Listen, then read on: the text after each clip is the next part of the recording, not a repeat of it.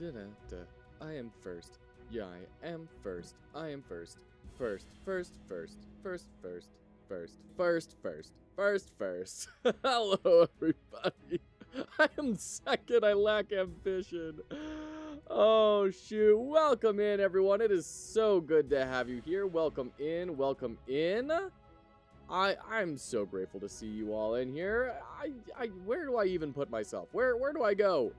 Where do I go? Maybe here would be best. Maybe. Let's try that. We'll flip. There we go. Okay, that seems like a reasonable spot to be in. Welcome in. It's good to have you here. Congrats on first Tiny Devil. We got the hat. We're good. Welcome in Prodigal Son, Incredible, Tiny Devil, and everyone else hanging out in the shadows. Thank you for being here. I hope we're doing well. I hope we're excited for whatever is coming up this weekend. I hope we got some good plans. I know I'm very excited. Oh yeah, Dish Game. Did you watch Quantic yesterday playing it? So, Quantic introduced me to the developer here yesterday. You did. Cool. And the developer very promptly sent me a key, so a big thank you to them. We're going to throw the link into chat.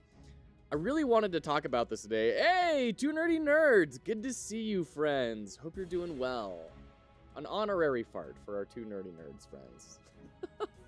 My plan equals rest to recover quickly. Yes, please do. We want to see your Autobattler. We want to see what's up there. And I played this a little bit last night, like while I was putting my kids to bed. And I really want to showcase it here today, because I think it does a lot of things in a really, really interesting way. Hold on, let me fix our resolution here just a smidge.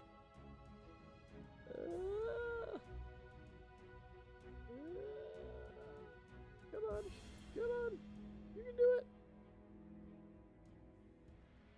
You can do it.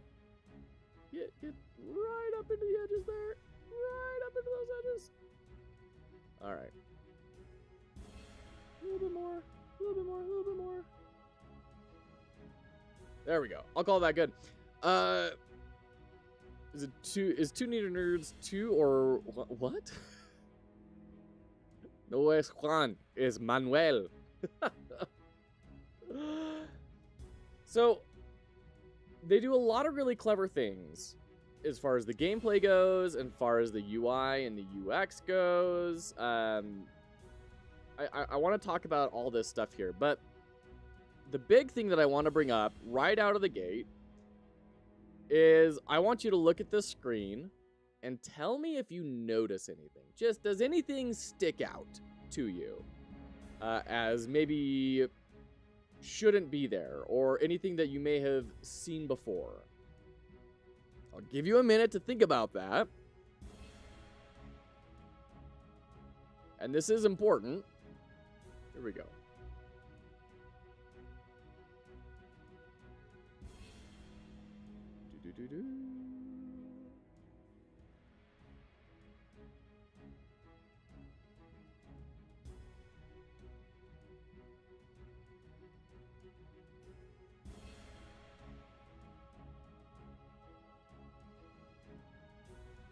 Looks like a web browser. Thank you for your lurk, by the way. Okay. The fact that people are saying, no, I'm not noticing anything. I've never seen this game before. There's a guy at the top left. Where? The fact that all of you are saying that is important. And that's what I figured was going to happen. We're going to go over here. We're going to go to Chrome. And I'm going to show you the characters in this game come from this asset pack, Enhance. It's a very popular asset pack. You see it all over the place. And I don't know if they're exclusively from this asset pack, but I know there are at least some from this asset pack, because it's the same pack that The Last Flame uses, which is another fantastic Autobattler. So, keep that in mind. As we play through this, you probably would never notice that some of the characters that we're going to see here are, in fact, stock. And I think this guy is actually on screen right now. I think that guy is right here, this cave imp. We can kind of zoom in a little bit. I can't really pan the camera over, but look at that guy in the upper left. And then he's right there. Okay? You probably wouldn't really have guessed that, but they have made different aesthetics blend together. And that's something we want to make sure we're paying attention to. Whenever that happens, I want to call it out because it is such a shortcut for our development time. And seeing good examples of it, I think, is super important. Secrets and lies. Yeah, there you go, Prodigal.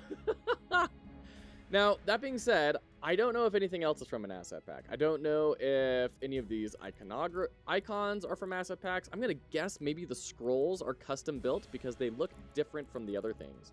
But you can see what they have done. Like, this UI art is fantastic. This circle here, the little flare outs, the background image, this gradient border color, the radius, having this card sticking out from the border to give it some weight, the icon for the spell, like everything feels pretty dang good. It looks really polished, right? And we're going to see that recurring over and over and over again. While we play it, you'll see, oh my gosh, there is quite a lot of visual polish here. And I think they really deserve to be commended for that. So we're jumping in the middle of a run here because I wanted to start in on the gameplay to show you how kind of interesting and compelling this gets. And then after this run finishes, we'll go back to the main menu and do all that sort of stuff. So the basic idea here is this is our home base. We are trying to defend this. It has 90 health. We are trying to kill 3 waves of bad guys. And that's 2 bad guys per wave. And then there's a whole bunch of other stuff on this board that will do things. Like mountains block your units. Frozen lakes. After the third crack, after the third time someone steps on it, the hex is completely destroyed. That falls off of the map. These villages will buff up whichever team claims them, right? So it's all about trying to place your units down in a way that will beat up the bad guys, but it is an auto-battler, so if we want to see people's intentions, we can hit left control. We see these enemies are going to be moving over here. And we have our units down here. This is our deck, essentially. The difference is we're not cycling through cards. We just have these constantly available, and they cost mana. We have 3 mana to start a turn off with. This unit, for example, costs 3 mana. It's a very expensive unit. This one costs 1 unit. We can throw out a lot of them. And it's all about just juggling what you are bringing out, where you are placing it, dealing with casting your spells and everything so that you can kill everything as quick as you can, because there is a timer on this for rewards. The faster you kill things, the more rewards you get. So if you do it in less than 14 turns, you get extra 15, essentially gold. It's called Ether. If you get in under 12 turns, you gain 8 health for your main base, and your health carries over. If you get it in less than 10 turns, you get some experience, which is your meta progression. Up until now, the meta progression that I have seen is all unlocks. Well, that's not true. There is some that's powered, because like having extra spell slots is locked behind meta progression and stuff. So there's a bit of a mix of roguelike, roguelite. But it's quite interesting. Your units are displayed with their icons instead of their models. Most games would just use the unit model here, I feel. I think that's an interesting point too, nerdy nerds. They could have built a card, right, and had the units there in their idle poses, just hanging out. But I like this. I'm not gonna lie. I think it is different and unique. It's not very often you see your units represented as circles. And they are not only units, they're also abilities, right? Like, this isn't a unit. This is summoning a wasteland that, when it's destroyed, it buffs up whatever destroyed it. But this circular approach is really interesting. We've got this circular sidebar here. This could just be a straight up and down line. We have some extra spells here, but this sort of shape language here kind of creates a more relaxing sort of vibe. It makes it feel more creative and abstract, and like you are kind of conceptualizing it before bringing it out into the world. So there is some interesting stuff there. Now, that being said, I do think there is some stuff that is maybe a little bit too cluttered. Like this bar, this is all currency that is represented to like buff up your stuff in between fights.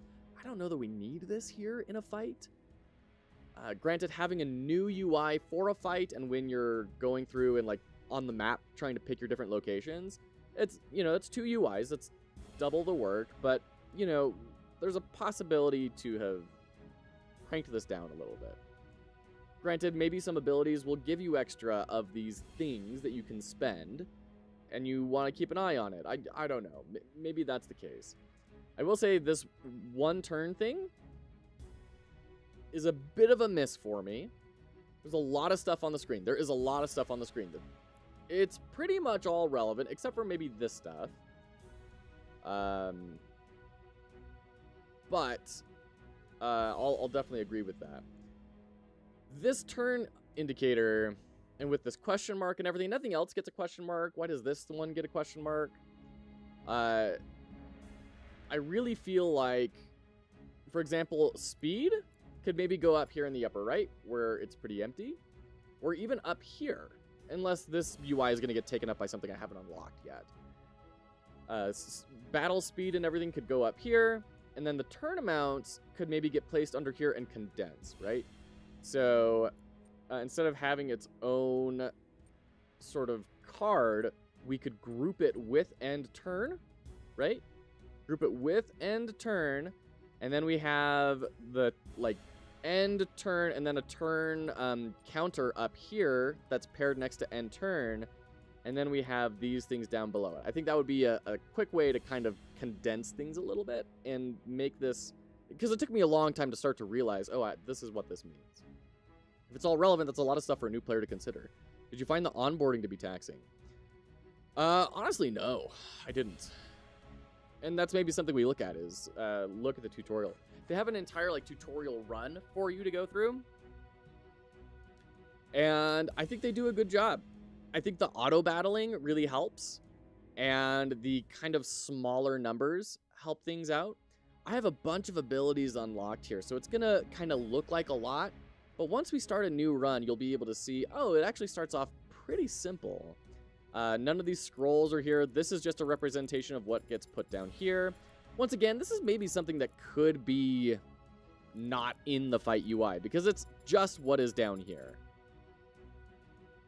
To my knowledge, unless maybe when we unlock these, maybe we only get 4 per turn, and it gives us 4 random ones out of the 6. I don't know. I don't know.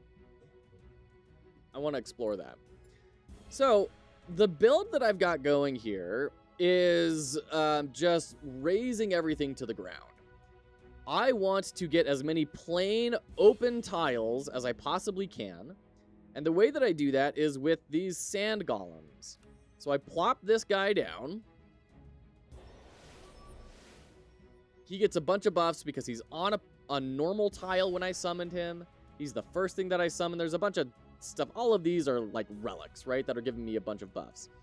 But whenever he walks on move, you can see this, on move, destroys a tile on this hex to gain +2/+2. I will say, this thing needs to fall further down, because it is a visual for you to skim to say, oh, he has an on move ability, but it ties to the ability. But when it's closer up here, it feels like it's tied to the attack and the health. So pushing this down would help communicate that a little bit better. Okay, we're also going to summon our Nomad, which also gets buffs if it is summoned onto a plain hex. But I can't put him next to my base because he'll attack the base because of a bunch of upgrades that I have. We'll talk about that later. We'll summon this guy down so he gets his buffs, and now we end our turn. And now, because it is an auto battler, and we'll go ahead and reduce the speed so you guys can all kind of watch what is happening here. We'll turn off fast mode, go to 100%. They just go do their thing. Now it's my turn. So now, the Cave Imp, let's check out the enemy's abilities. When the Cave Imp dies, it summons an Angry Imp, +1 more for each adjacent enchanted mountain. So we don't want to let him near enchanted mountains. This unit can receive only up to 14 damage from a single attack. So getting a huge buff, not going to be as helpful. Buffing up all of our one unit to be super strong. And then what is this guy? The Dwarf Warrior. On attack, if he kills something, this unit takes an extra turn immediately. So we don't want to let him kill things. Okay. Now what we can do is I can summon a wasteland on top of a mountain and replace it. And because I have just created a new tile, I am getting buffs throughout my kingdom. I'm even dealing damage to them. And I have removed his ability to proc off of that enchanted mountain. And then I have my turn. So there is a lot going on all at once. But I think due to the auto-battler nature of it, I don't know, to me, it did not feel overwhelming. You can see my golem just walked over the city, raised it to the ground, and he got a buff. And because we destroyed a tile, we now get a bunch of buffs. We start dealing damage. We start doing all sorts of cool stuff.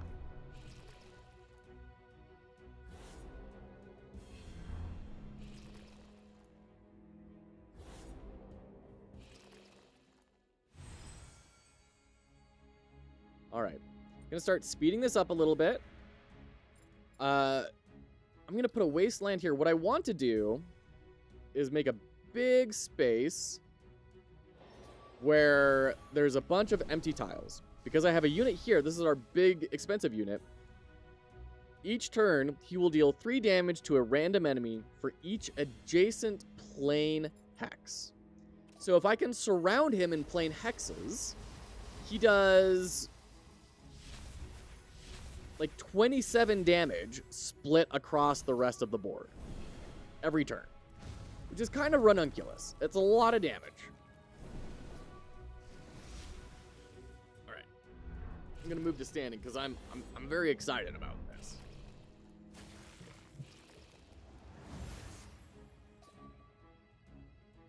All right, we've got primal power, so we can now add 11 attack to an ally. Now the problem is these guys can't take more than 13 damage at a time. So I guess we'll just chuck it on this guy. Not really gonna matter. And break that. End the turn.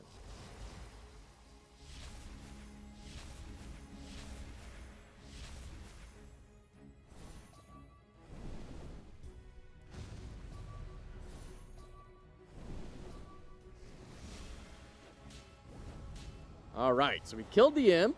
So now he summons the angry imp, which doesn't have any more abilities, but he did get to kill my dude, unfortunately. So we can now, whenever we kill an enemy, we get a special one-time use spell that happens immediately. So we can reassemble bodies, summon a random ally on a random hex, or we can grant morale boost to an ally, which is adding 1 attack to this unit each turn. Now, because the enemy, as a modifier for this fight, can't take more than a certain amount of damage each turn, we might as well just get more bodies on the field. So we just summoned this ether slime. Great. I'm going to end my turn and try and save up energy, because I might want to get some more sand golems on the board. I might want to try and save up for our pyromancer to just start nuking things from afar. Ooh, mountains are moving. Okay, whoa, geez, all right.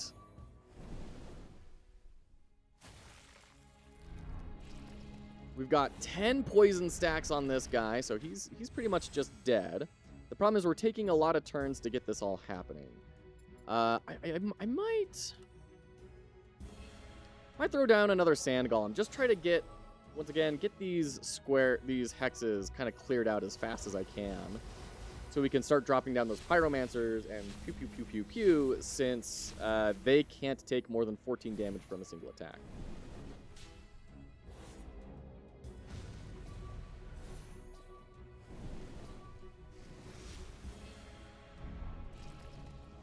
And he's dead. Great. We're on wave 2. Ooh, they spawned in right next to my base, which is unfortunate. We're gonna swap the place of some units. We're gonna swap this dwarf warrior out for our ether slime. And now we're good. We have blocked off access to our base. We're doing just fine. Let's buff up the ether slime. We can copy a tile onto an adjacent hex. The visual polish is insanely good, but even with you explaining some of it, I have no idea what is happening. It's a lot to take in, especially, well, because we're jumping in like halfway through. And I probably shouldn't have done that. Probably should have started a new run. Because there are a lot of abilities that are happening. But yeah, the visual polish is great. Like, you can see when we do this, we get this glow coming off of each hex. We get a nice signifier when we hover over a hex, what is happening. Good subtle movement on the hexes. But there is one thing that I don't like, which is the characters kind of start to blend into the background. And I think that's why the developer had to add this red outline and the green outline, because it wasn't as clear where your characters are versus the enemy characters, and it's kind of easy to just miss them, which is a bummer. And I don't totally know the solution for that. I'm not gonna lie. I think the Magic the Gathering board game Autobattler has an interesting way of going about this, maybe. I can't remember what it's called, though. We'll have to figure it out later. I think I'm just going to end my turn here again. They have these 3 villages, which are buffing up their dudes a bunch. So we want to try and, like, drop a sand golem over there and nuke them down if we can.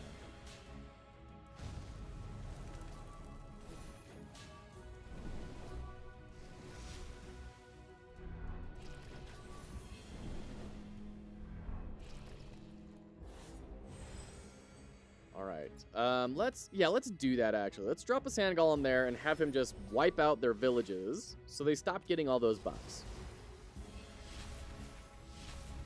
We're going to increase the speed a little bit here. There are a lot more modern board games that do a great job of onboarding. Gloomhaven, Galaxy... Gloomhaven? Can be a great inspiration for how to introduce complex play? Wow, I totally disagree on Gloomhaven. I think Gloomhaven is nigh on impenetrable. And I played a lot of Gloomhaven. I played the board game and the digital version. Jaws of the Lion. Okay, see, I haven't played that one. I have heard good things about Jaws of the Lion, to be fair.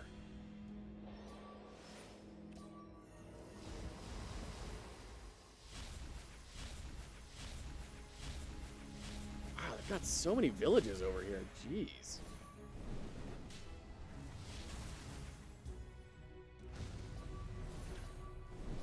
So you can see how complex this all gets. But maybe we should. Let's actually go back to the menu. Yeah, we'll do this. Only played Jaws of the Lion. I found it had pretty good onboarding. Interesting. And so that would be an interesting thing for me to do, is to investigate that. We're gonna go ahead and abandon this run.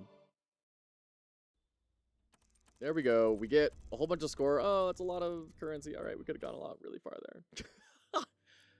And we get all this meta progression. We'll deal with that in a little bit, but as always, we want to talk about menus. So, classic menu, we got the typographic logo up here. We've got the options down here in the lower left. Big emphasis on the object here. We got some portals over here that are providing some movement. This wind swirling some movement. We got these bokehs falling down, the light ray casts. It's a very well composed scene. We also have our rule of thirds here, right? We have our third, third, third. And then we also have some foreground. Not a ton of foreground, but a little bit. And then our middle ground with a strong emphasis. And then we get this far background. So I think overall this is a very good composition. I think it works really well.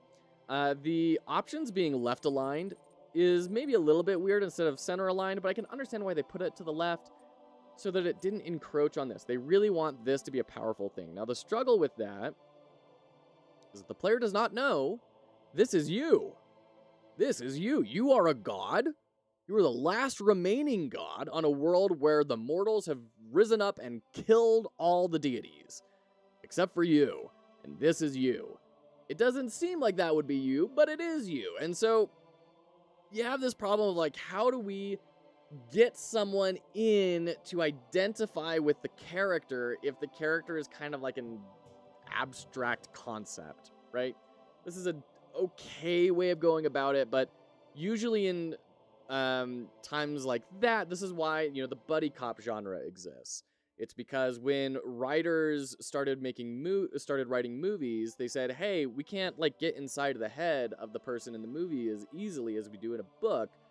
So let's give them someone else that they have to talk to explain things to the audience. And you can do a similar trick here, right? You can have like some cultists wandering around, polishing it, or like a mascot character. That's what Navi is in The Legend of Zelda and everything. All that sort of stuff, right? So there are options that could be taken to introduce that in.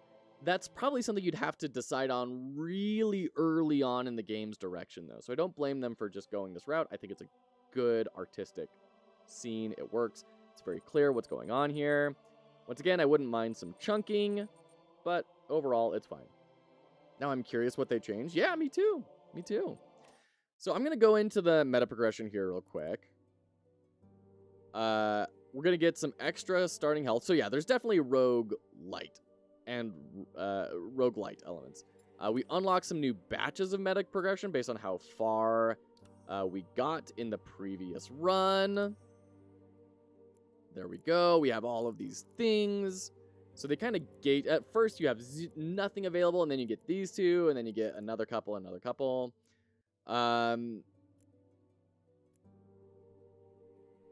Choose your marker's appearance on the planet. That's hilarious.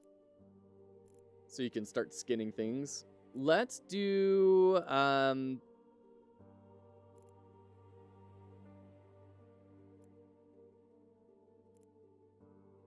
2 free attempts to create a content. Interesting. Let's go ahead and increase our number of skill slots available to us and get some more starting health. We'll dive in here with play. Best tutorial I ever made was with a master and apprentice characters. Oh, interesting. Right? There's that kind of someone to discuss things with, right? So this is character selection. And character selection is actually really important. So this is the character we're going to play with and what we started with. Each turn, you gain 2 gold, essentially 2 ether, if there's no adjacent units to you. So you want to have this kind of by itself. Or you can be the magma shrine, where you're a giant walking lava elemental. You can move and attack. You just walk around and start beating stuff up. This is your main character. It's a big difference going from this to this. I'm actually curious. Okay. I wanted to see if I hit play and I had a different shrine selected, if that would load in as the shrine on the main screen. That would be kind of interesting. So anyways, we're going to go ahead and jump into the Ether Shrine. And we're actually about to have ads. So we'll do ads. And I guess I'll leave it up to you. Ether Shrine or Magma Shrine? Do we want the more basic thing? Or the guy that can get up and walk around and punch things? We'll leave it up to you. More simple? Or something else? We'll be right back.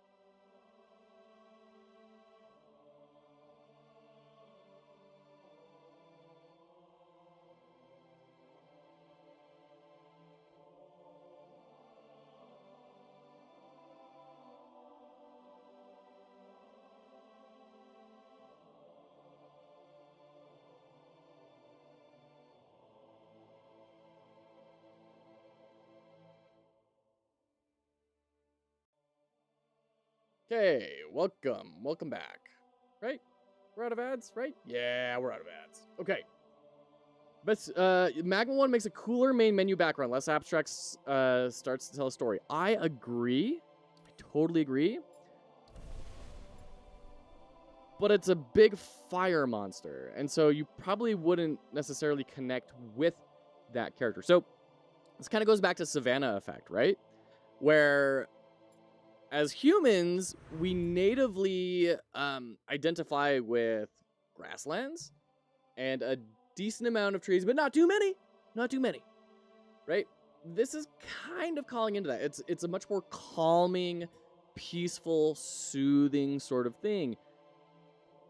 So it's going to feel better loading up. It's going to feel less aggressive. This feels a lot more like, what's going on? This thing's going to attack me. I'm in danger. And then you have this kind of shift. So, like, if they could merge those two and have a character, but that is more peaceable, then I think that would have been the right design direction at the very beginning for this entry point dilemma. Yeah. Just my opinion. Once again, that's the sort of thing you got to decide on way early on, which is why the more you build games, the better you're going to be able to deal with situations like this. You're going to be able to forecast out these problems a lot better. You're going to be able to, make decisions when it's cheap. Instead of having to say, okay, here's what we have. I think this is the best route that we have given the circumstances, right? Mothman, great to see you. Magma 1 feels like home to me? Really? Do you live in a volcano? All right. Let's go ahead and jump in here. So we start a run. We have these auxiliary skills where these are spells that are always available to you. You can unlock a bunch of new ones. We start off with teleport an ally to an adjacent hex and buff an ally and freeze them so they can't move. We can also adjust difficulty, and the crazy thing is, this is a really interesting idea. I have no idea how people are going to use it, but it's a really interesting idea that you can adjust the difficulty of each act. So if you think, okay, this character has a really strong opener, so we can buff up our difficulty really high on Act 1, but then it falls off, so we have to go down to easy by Act 3, you can do that. And the more, the higher the difficulty, the more meta progression you get. So it's a really interesting system. I've never seen someone do something like that. I think that's interesting. Tiny Devil Games, look at my name. Oh, I'll buff an ally, says Blades. There are also these anomalies. These are run modifiers. So we have Fallen Star here. There is a star shard on each continent, which creates a random tile on an adjacent hex every 2 turns. So in this run, there's going to be a whole bunch of tiles getting thrown up on the board. We're not going to want to go the route that we did on the previous one, which is trying to get the board clear as much as possible. We can either re-roll that at the cost of 1 green diamond, of which we have 2. Oh, these are crystals, excuse me. Or we can eliminate it for 2. Or we can add new ones, which is totally what we're going to do. So we're going to add another one. Domain expansion, all continents are larger. Each level is a continent. Then we're going to do it again. There are mysterious swords on all the continents. These are swords that are on the ground. If you kill it, it adds +3/+3 to all adjacent units. Domain expansion. So, there we have that. So this is the start of a new run. We're going to pick our starting skills. These are our starting units, our starting tiles, which we can deal with. So we have Magic Trap. Each turn deals 3 damage to an enemy on this tile, plus 1 more for each used spell, scroll, or an auxiliary skill. That's like our freeze, our teleport. Those are the auxiliary skills. Probably could have a better name for that than auxiliary, because auxiliary is very hard to say.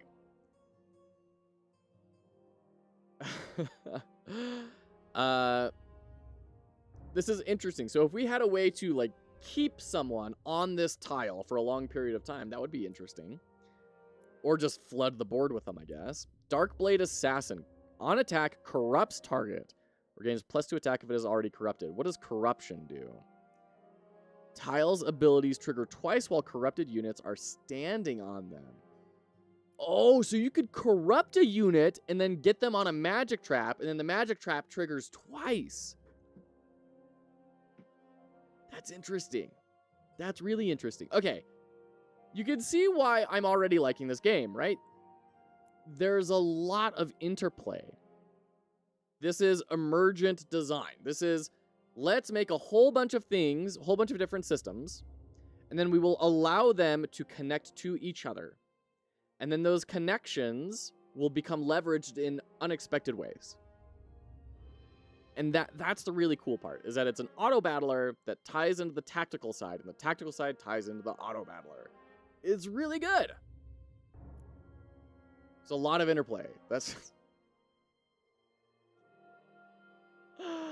All right, synergy systems. There we go. Deal 4 damage to any unit and corrupt it. Plus 12 damage if it is already corrupted. Whoa. So that becomes a 16 oh, man. Okay. I think we got to go for a unit, and that's going to get corruption, so we can now start triggering off of corruption. On death, all adjacent enemies lose an attack. It's kind of cool. On enter, the entering enemies lose 1 attack and receive 8 damage? Growth? Whoa. Creating any tile on an adjacent hex upgrades the ability, making it trigger +1 time? So if we dump a bunch of cursed chasms next to each other. Let's say we have 2 cursed chasms next to each other. This will trigger twice. So the enemy loses 2 attack and takes 16 damage. But then let's also say the enemy was cursed. Or is corrupted. That means this will trigger twice. So does then that trigger 3 times? Or does it trigger 4 times?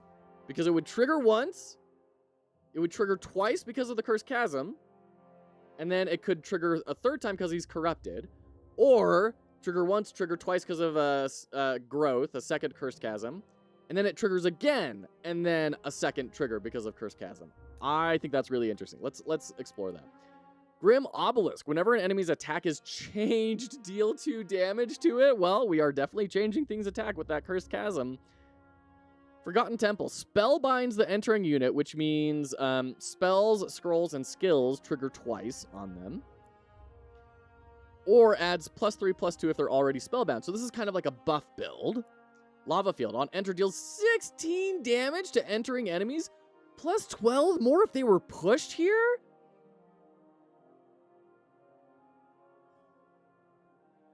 If they're corrupted, that's 32 damage.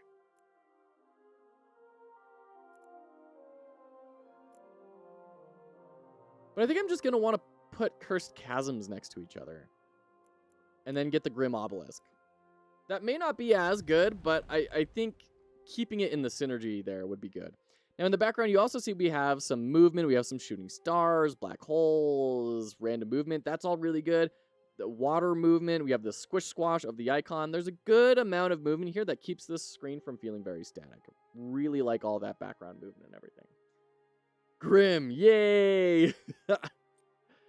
So, like here, I don't know that we need the difficulty levels of every act displayed here, right? Is that necessary information, or could that be progressively disclosed? Could we say, up here, Act 1, easy? Maybe? I don't know. And then maybe if you really need it, like, hover over Act 1, and then you get to see, oh, Act 2 is medium, Act 3 is, you get the rest of this. But do we need all of this available all the time? I would guess probably not. This is telling us what the mission is going to be. These are the waves of monsters we're going to fight. And then these are extra modifiers on that. So we're going to create some more star shards.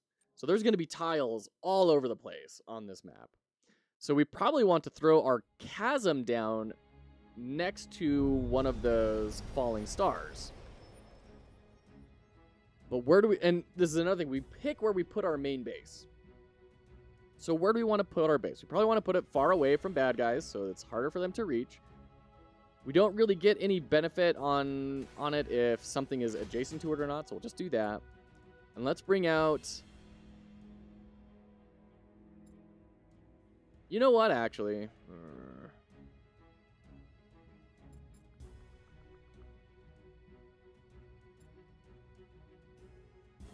Where are these guys going to go? Let's put a Cursed Chasm right here. And then we'll drop an Obelisk over here where basically no one's going to touch it. Let's see how that does.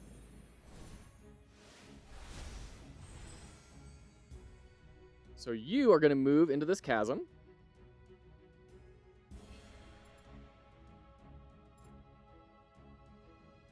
We can drop another Obelisk.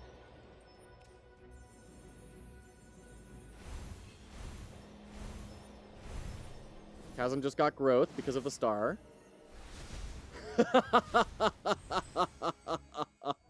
That was great. Okay, so we killed someone. Now we can make a choice here. Summon a 2/2 copy of an ally on an adjacent hex, or copy a traversable tile to an adjacent hex. I would want to do this because I could copy the chasm. However, you can see there's this line, this nice line guiding our eyes down. There's movement associated with it to here where there's a flashing white section of like a gauge. This is good design. It's drawing our eye to where the secondary part of the decision is, which are these. If we do enough greens, if we do 8 greens, then we unlock this ability. We ascend into being a god of Earth. Upon any tiles or units creation, trigger their each turn effects immediately. But like, that's not going to help us. We're not really looking for each turn effects right now. So even though I want to do this to copy the stuff in, maybe I go over here and see what Cruelty is going to do. Summons a Bone Horror on turn 7. It gains +2/+1 for each dead unit. I mean, that just sounds good. It doesn't sound perfectly tying into our strategy, but it does sound really good. So I'm going to go ahead and do Transfer Soul, and we'll duplicate our Obelisk. So now, when any enemy units attack changes, they take 2, 4, 6 damage. Whether they go up or down, right? Yeah, whenever the attack is changed. We're going to drop another Cursed Chasm right here. This is now at growth 2.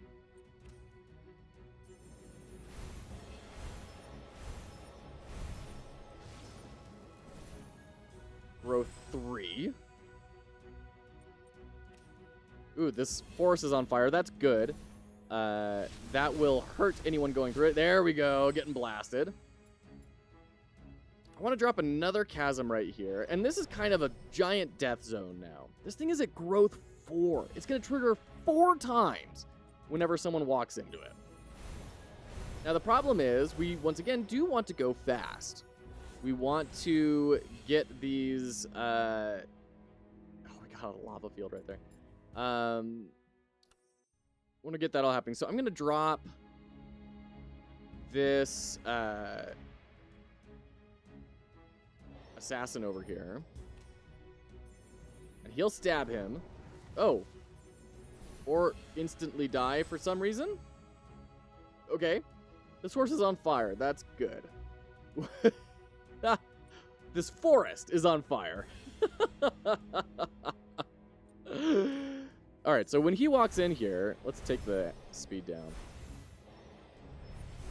Oh no, it got replaced. Okay, so my tiles can get replaced there. That's no bueno.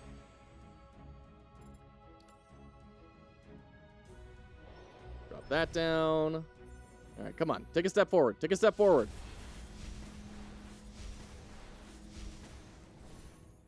Rip run. No. This is still a growth. Well, we'll see, I guess. A wave of enemies has been defeated. Select a powerful ritual as a reward. You can generate 2 places of power. That gives us mana if an ally steps on it. The problem is that could overwrite our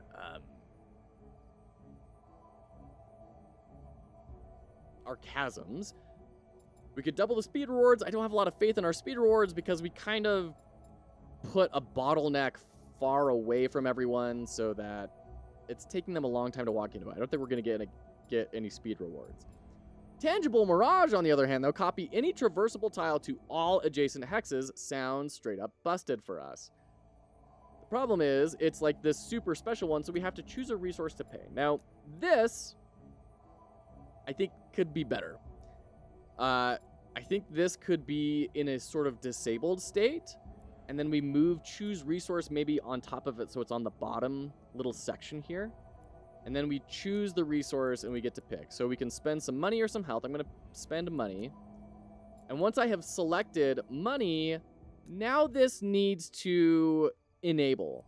As well, well, we can't get rid of it anymore, but it just said choose resource. It doesn't say choose resource to pay. This took me a little while to try and understand what was actually happening here. As well, there's no indicator here. There's no display of 15 out of what? Am I spending all of my money or a very small amount? It's hard to know. I can click hide, but then I have to remember the cost, right? We could shortcut this. We could say 7 health out of 51.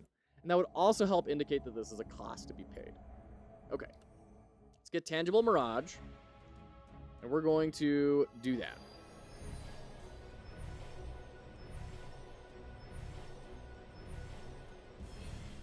This is at growth 8. This is going to do 64 damage anytime an enemy steps onto that space. Definitely take Reassemble Body here. Summon a random ally on a random hex. So we got an Arcane Elemental. This unit is spellbound. Not helpful for us. We don't have any buffs or anything, but cool. We got a body shield over there. And where are you going to go? You're going to walk into there, which is good. Take that village away from them. What is this? Elvish Temple deals 4 damage to all non-adjacent units every 6 turns. Ah. Interesting. Okay. Let's drop our assassin over here. And try and get him to get something corrupted.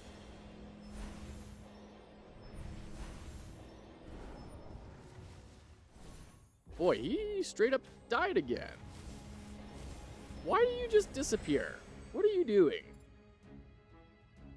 Let's get another obelisk up.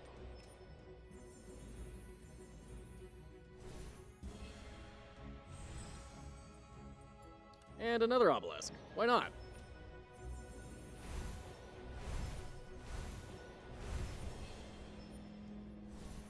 Oh, snap. I'm realizing this thing is probably going to kill all my obelisks. Now we're getting backed into one of these. Plus 6 health randomly split. I mean, sure, I'll take that. Does the combat log have a hint at why it's dying so fast? Oh, you know what? I never look at this combat log. That's a good question.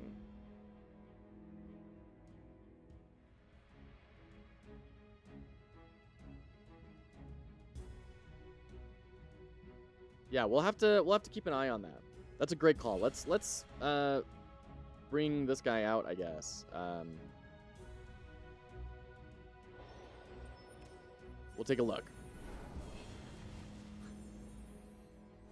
Wait.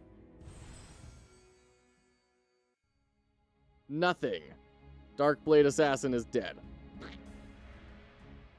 There's something going on. I don't know what it is. Something's killing those dudes. I mean, I'm feeling comfy cozy. I don't think anything's going to be able to get past this growth 9 cursed chasm.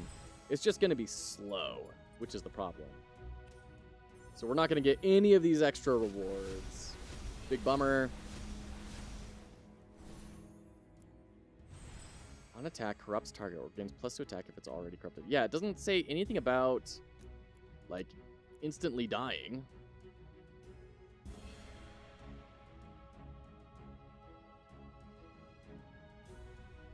Attack. Yeah, no, I don't know. I don't know. It's really weird.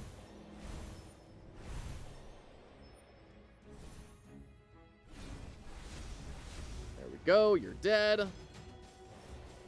So actually having that village on the bad guys is good because it's going to buff up their damage, which makes them take a whole bunch of damage from the obelisks. We're going to skip this. We don't want any of these.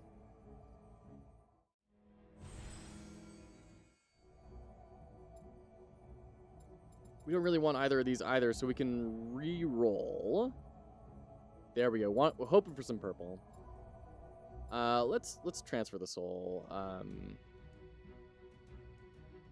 there.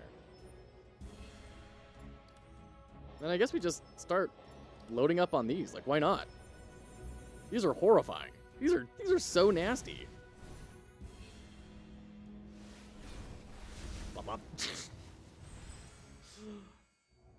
Deal 5 damage to any unit. If they die, you'll get +1 mana. We'll just throw it on him. We don't really need to be gaining that mana right now.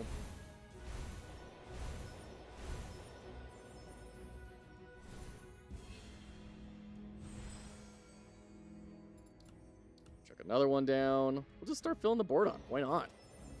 Be interesting if you found a way to buff all of your enemies. It would seem silly if not for the build. Yeah, I totally agree.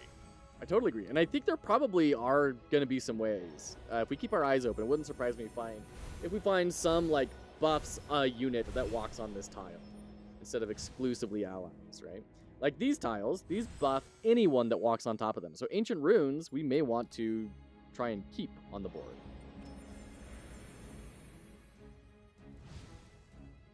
And you can see a lot of these are getting stats on them because they're on tiles that will do that. Like the Forest gives +2 health every turn a unit is on that tile, for example.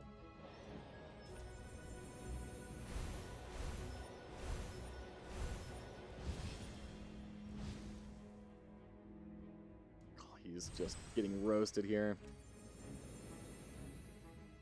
And we have barely done anything, to be fair. Like, most of this has just been them wandering into burning forests. There we go. We raise the continent to the ground. Hooray! And we get rewards. So, once again, look at this screen. There's a lot going on here. We've got fire going on, burning the houses to the ground. But we don't want to dwell on murdering everyone, so we bring this nice, calm little portal with concentric rings that are, going in opposite directions and drawing our eyes straight to this treasure chest. Hooray! Big golden rings zeroing in on it. It's a very, very nice little scene. Lots of movement. Keeps it very compelling. When you hover over it, you get that little golden flame effect. Very nice. Buzzy, good to see it. And the little light coming out of the keyhole. That was good. They didn't have to do that. That was good. So we can get Protector of Nature. Attack is always equal to health. We don't really have anything buffing up things, so we probably don't want that. Wasteland. Passive adds +4/+2 to an ally on this tile when it's destroyed or replaced with another tile. We technically could replace it with the Cursed Chasm, but then, like, an ally has to be standing on top of that. Like, it's just a big, long sequence of events for something that I don't think is going to be very helpful. And then we have the Spark of Nature. Use it to create nature gems in the Forge. This is a system I haven't talked about yet. You can accrue these little shards and then combine them together to create buffs for your spell slots up here. So you will combine 2 of them together, and it might be like every time this unit attacks, they attack again but take some damage. You put that on a spell slot, and then you can move your units around. So it's a little interesting. It'll make maybe a little bit more sense when we actually do it, but you don't put the buff on a unit, you put it on your spell slot. And then they can be leveled up again, and you can mix and match colors of different gems to create different effects. It's actually quite a robust system. It's very interesting. Fuzzy Buzzy, the game that you posted today, was that for a game jam that you were working on? I don't recognize that as one of the things that you've been working on recently.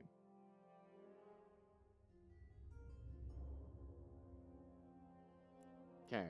So now we have our map. We can make one of 3 different choices. This is, once again, we've talked about this before, this interesting thing that we're seeing in a lot of roguelikes, the bundling together of options.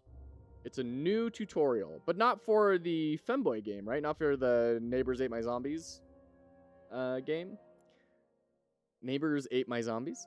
Yeah, we'll go with that. So we're picking one of 3 choices, but each choice is 2 different things.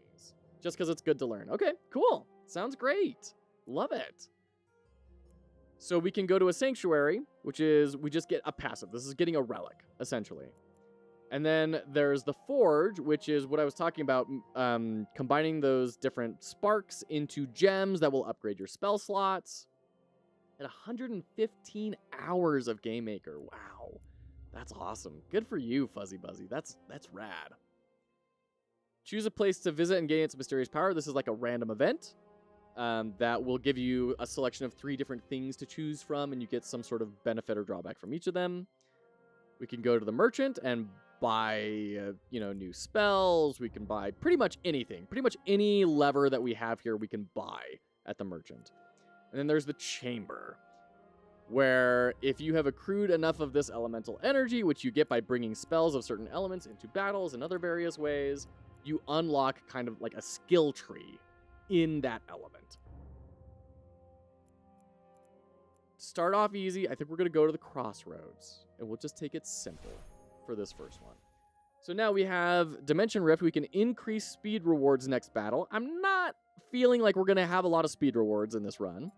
We can acquire the perk of another shrine type, Deadly Flow. Deals 2 damage to a random enemy whenever you create a tile or a unit is on a seaside hex. That sounds really good. Start next battle with the ally on the continent, Tribal Priestess. On death, resurrects the last dead ally on a random hex. That sounds cool, but I think we're going to go for this. It's a permanent buff. So now we want to create tiles on the coast. And we can spend money to get another bonus. Racing Hot Laps, you're on my recommended. Good luck with the algorithm. Thank you. Good to see you, Racing Hot Laps, over on YouTube. Hope you're doing very well today. We're going to go into the merchant. And we'll take a look here at what we can buy. So we can buy this elemental energy, which gives us a skill tree upgrade. We've got Spark of Fire. This is another gem we can use to create something to buff up our spells. We can buy new spells. We can get this Haunted Village. Adds +2/+1 to allies summoned on this or adjacent hexes. Kind of interesting. Probably not also really for us. We have the Cursed Spirit. On death, all adjacent enemies lose an attack. Each turn deals 4 damage and applies poison 2 to an enemy on this tile.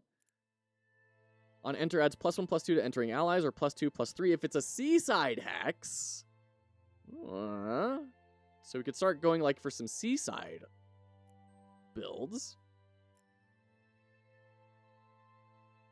I kind of want to do that. I'm going to go for that. I'm going to go for that, and I'm going to get a Spark of Fire, so at the next blacksmith we can tackle that. Oh, and we're in ads. Jeez, we blasted right through that ad. Okay. We'll pause here. I'm going to get some water. And we'll be back when the ad break is done in 30 seconds. We'll be right back.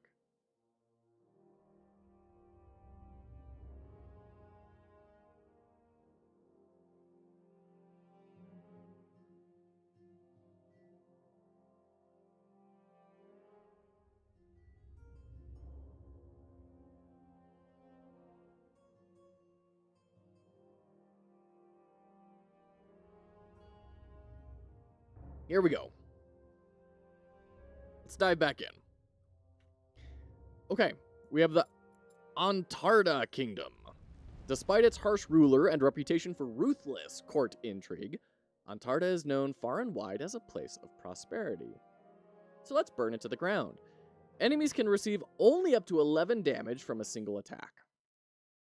Which is fine for us, because we're not really attacking. This is not an attack build. This is a tile build, getting them to fall into these cursed chasms. So this is our continent. We can re-roll it at the cost of money. I'm going to say no, but I do want to talk about this UI here. Recreate continent, green check mark, while technically correct of like that is indicating yes, it is also indicating good. And X with the red is indicating bad. When really recreating the continent or not, reshuffling it, redrawing, whatever you want to call it, that is not a good or bad decision. That is just, that's a horizontal decision. It's a, let's take a different path. It's really hard to pick that up given the interference effects that are happening here. So we talk about this a lot. We go to our textbook, Universal Principles of Design, interference. Here we go. It's kind of like having a red go sign or a green stop sign, right? You want to do this because it feels like the right thing to do. But, like, do you really want to do that? So, there's an easy way to do this where you say, continent created, start battle, but then somewhere else you have a recreate continent button with a -15. And then you click that and it can reshuffle. But the clear path forward is still the big start battle button. That's how I would recommend redoing this screen to prevent any sort of interference effect, signaling, weird psychology stuff happening with players. Okay. Need to figure out where to place our shrine. Over here seems good, because we have a very clear choke point, but also at the same time,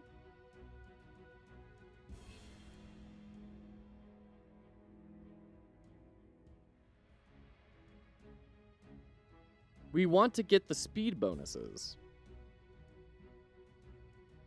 So can I maybe like go here to be a little bit more centralized? Let's try that. Let's see how that goes. Oh, and our shrine is on a forest. Are we going to gain 2 health every turn? I thought it would overwrite the forest. Ooh.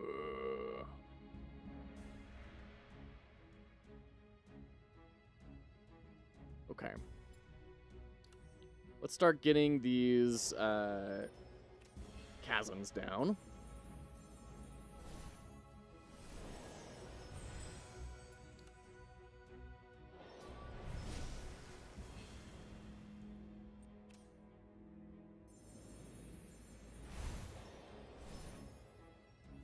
Okay, so that dies. We're going to end our turn again.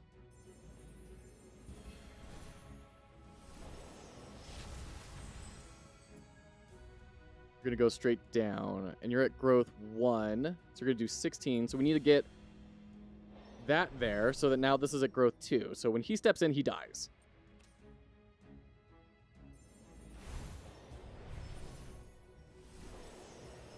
Eight, 16, 24. There we go. Execute. Deal 5 damage to any unit. If they die, you'll get a mana. Yes. Execute this guy.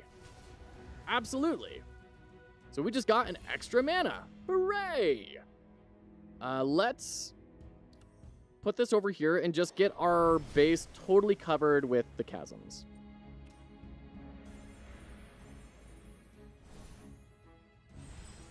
All right, where are you going to go on your turn? Over there.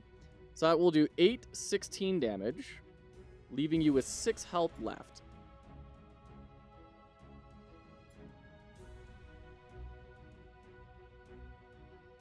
If we put this here, this gets growth, and that'll kill him. Yeah, I think that's the right call. Step, dead. GG. We're on wave 2 at turn 6. That's not terrible. Destroy all tiles next to any unit. Interesting. I think we just skip this for money. Summon a random ally, get closer to cruelty. Yeah, let's go ahead and do that. Oh, a Grim Obelisk. Well, what a quinkadink. We'll start throwing more of these down.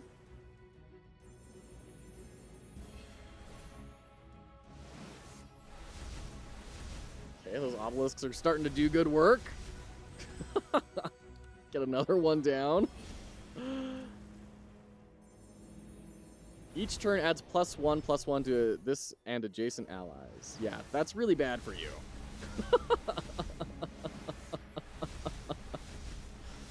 Great. Loving it. Why are hexagons popular with gaming? Because hexagons are the bestagons. No, the hexagons solve a lot of really difficult design dilemmas, especially in tactical games.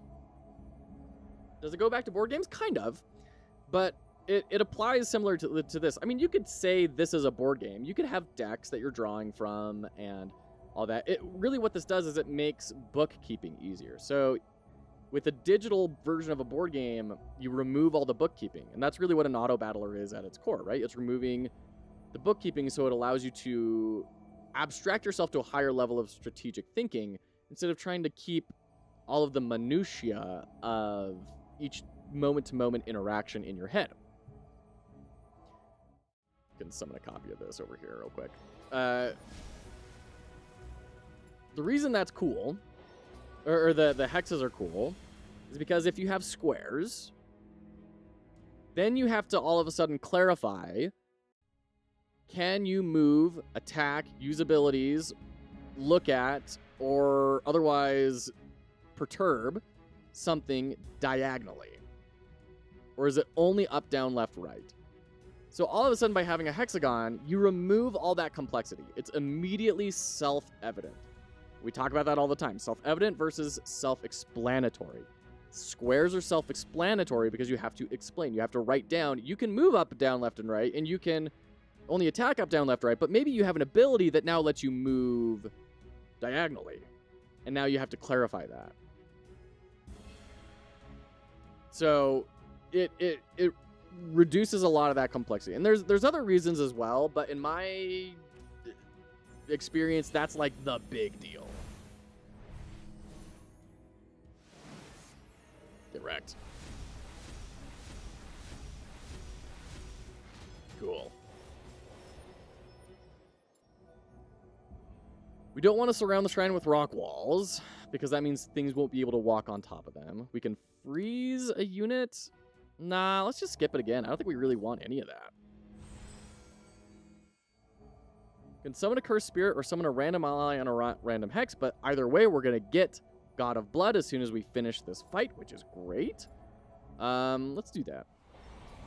So we got a turtle. So when they move into a seaside hex, they gain +1 attack and immediately take an extra turn. So very cool. In fact, I think I can even manipulate that maybe by putting that right there. Ah, so he's going to go down here. Why is he going to go down there instead of up here? Weird. Okay. That's fine, though. We don't really care about him anyways, but it would be fun to see how much we can buff him up.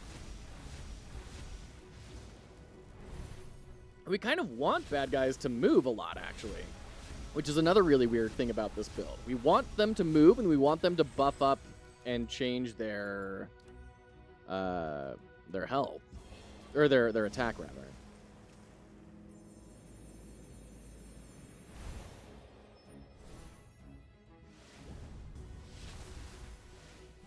Just keeps on going back. Why not just go around here, dude?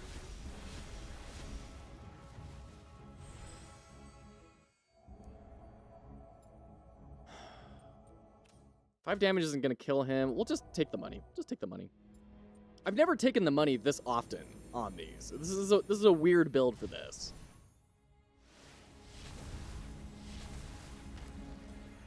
Ooh, he did deal 4 damage to us, unfortunately.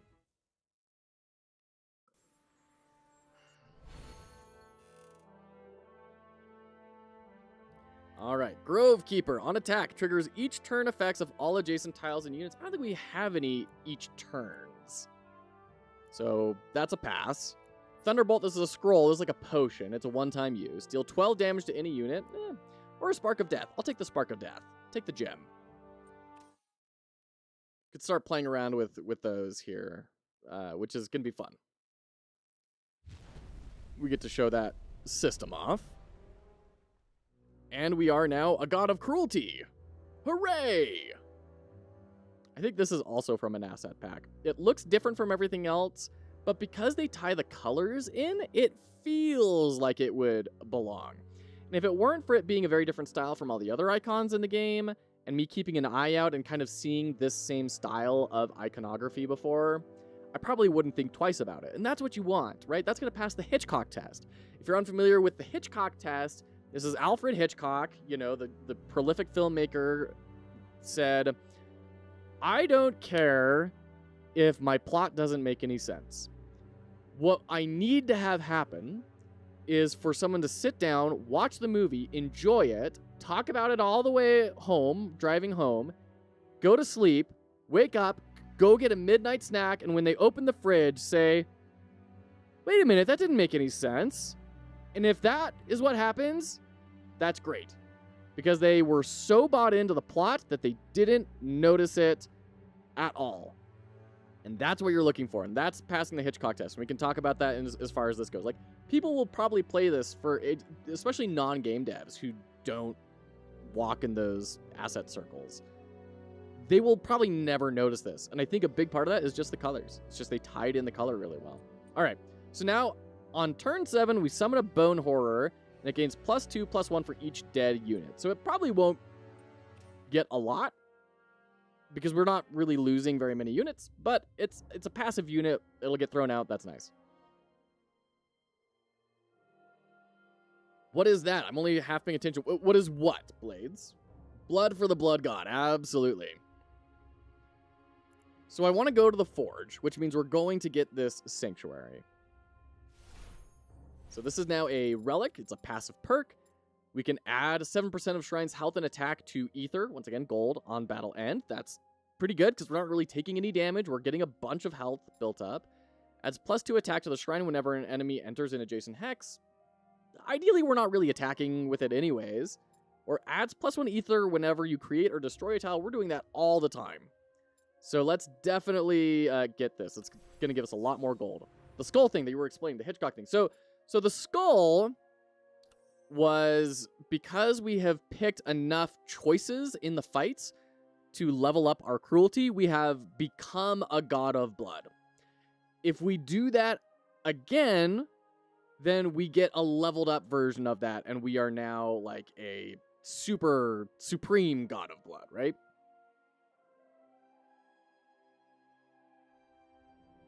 So it's a passive ability that you get if you choose enough of a certain type of choice. Gains base stats of all dead allies. Wow, that's really cool. That's not really for our build, but it's really cool. Whenever you create a tile, gain +4 Ether. We're going hard wisdom now. Whenever allies attack 9 times in total. This isn't attacking. This is just dealing damage. Yeah, that's not attacking. So we want to go life. We want to go God of Knowledge now. We're going to be a God of blood and knowledge. We're going full Athena here. That's cool. It's very cool. Honestly, there's a lot of really cool systems that interlock here. And taken on its surface, it feels like a lot. Playing through it, it doesn't feel like it feels like I have a lot of levers, but it doesn't feel incredibly complicated. So this is the Forge. We can add gems in, so I can like put in this purple gem here. And this is the main gem. Now I can put in a secondary gem. I can put in a gem of a different type. So now I have the Dragon's Skull. On death, sets attack of any adjacent unit to this unit's attack. That sounds pretty cool. So if you get a unit with like a really high attack and a really small defense, you throw that on them, and now they're spreading their huge attack to all the other things. We don't have that, so we're going to try this other gem. Corrupt this unit on summon and sets its stats to 2/2. It's kind of interesting, but also not really what we're looking for. So we can buy new gems down here. And you can see this gem is 50% off. So let's go ahead and buy one. There we go. Once again, this button probably shouldn't be a check mark. It should probably be like a forge or something. Some sort of a buy symbol instead of a generic yes. And it should also either not be there or be disabled until you click. Like we could probably spend some time redoing this section because everything is just floating a little bit here. We could come up with some better flows. So we now have 2 purples. Let's see what the second purple will do. On death, resurrect this unit with stats 1/1. Also not helpful for us. So let's start playing around with the different main gem. On attack, steals 1 attack from the target. Not really helpful. Adds +1/+3 to this unit on summon. Also not really helpful. Adds +1 health to all adjacent allies on death, and it gets growth. That's cool, but also not really what we're looking for. Let's spend some of our money and get 2 of each. Let's explore what these options are. What's double growth? On enter, creates a copy of this tile on an adjacent hex. On enter, creates a copy of this tile on an adjacent hex. That's an automatic, yes. And we're going to put that the Sacred Emerald right on our Cursed Chasm. So now, whenever someone walks into that, we get to copy it somewhere else, which will trigger its growth. That is huge. And now we have this gem. We can use that as our main gem, and we can put on a different type of ingredient to level this up into a different direction. So now, on enter creates 2 copies of this tile on adjacent hexes. That is probably going to be what we do. That sounds insane. Creates a copy of this tile on an adjacent hex, destroys all other adjacent tiles. Nope, that's bad. Definitely don't want that. We're 100% getting death-infused Sacred Emerald. There we go. I wish that would have some sort of visual effect on it. I understand, though. Now, whenever someone walks onto one of our chasms, it will create 2 more chasms right next to it. That is so absurdly strong. Once again, emergent behaviors. Create a bunch of different nodes, levers to pull on the game, and then let them interact with each other. Create interactions between each different node. That will create emergent synergistic systems. Okay. So we have Meteor Shower, which is going to destroy most of the tiles on the continent. Bit of a bummer. It's not going to do too much. And then we have Heavy Armor. Enemies can receive only up to 11 damage from a single attack. Once again, we're not really attacking at all. So I'm feeling pretty confident here.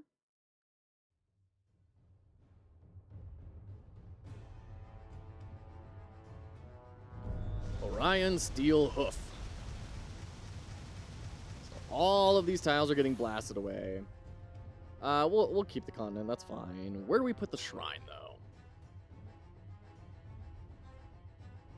I don't want to go right here, to be honest. So, this is a boss. This is the boss of the first act.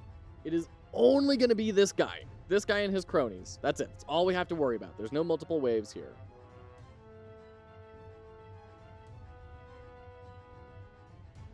So I think I'm actually going to put my shrine over here and bait him through this sort of long stretch. Where are you going to move to? So I can put a... Wait, I can do this right here. And then it'll keep propagating. Wait, because of our gem. Please tell me he's going to walk right there. Yes!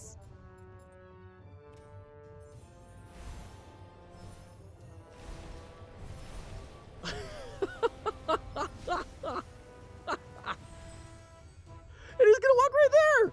Okay, let's drop one right here, I guess. And turn.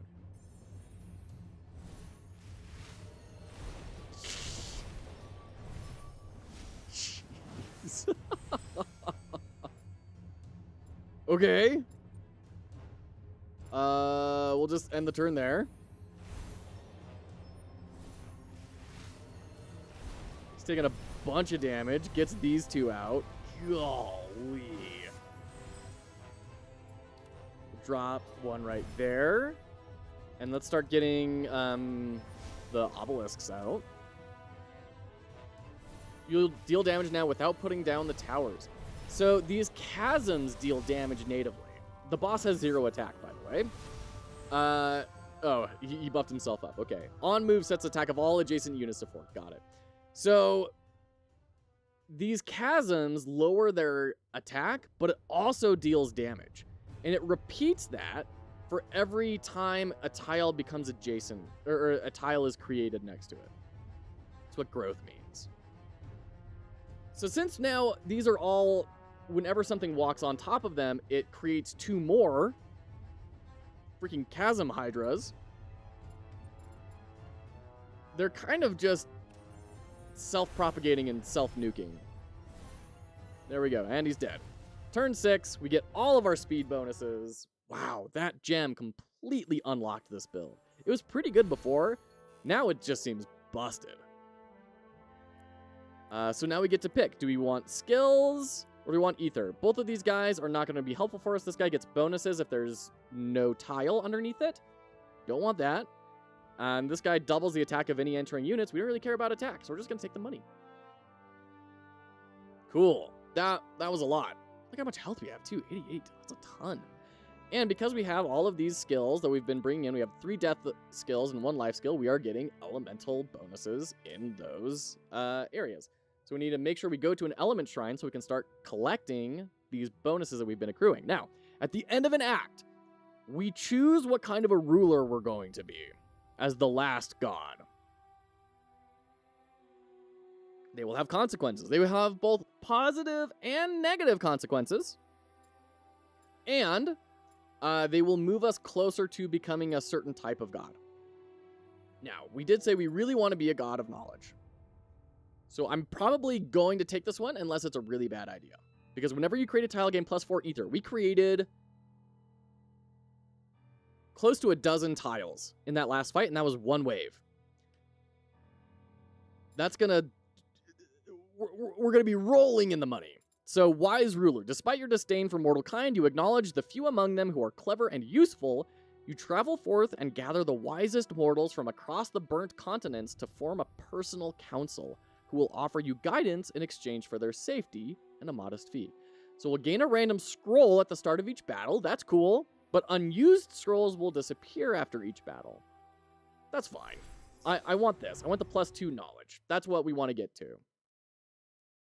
And getting a scroll, sure, that's fine. It's not going to hurt us. And frankly, I'm really bad at using potions and everything, so I probably wasn't going to use them anyways. The fact that they go away, not going to matter to me. Okay, so here's the element shrine. Acquire talents using elemental energies. And then the sanctuary, which would give us a passive. We could also go to the store and the forge. I don't really know what we can do about for more gems. I don't know what could buff the Grim Obelisk or the Dark Blade Assassin, but I don't really know what gems are there.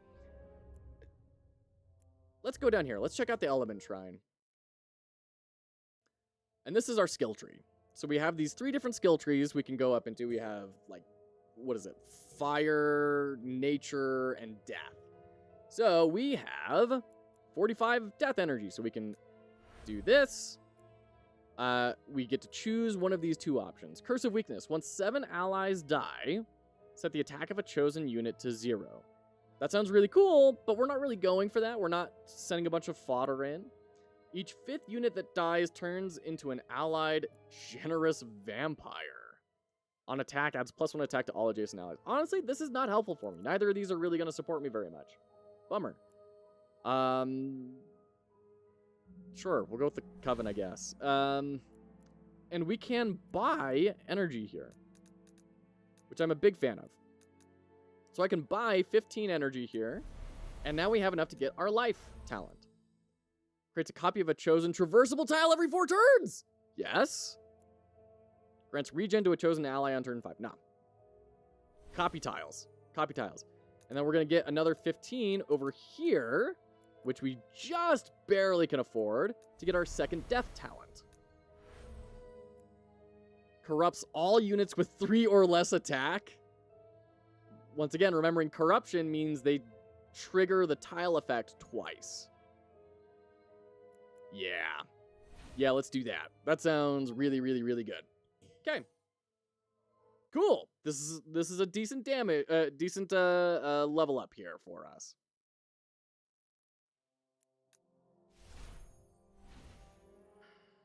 Add +2 attack to the shrine whenever an enemy enters an adjacent hex. Upon summoning the shrine, it gains +2 health for each adjacent tile.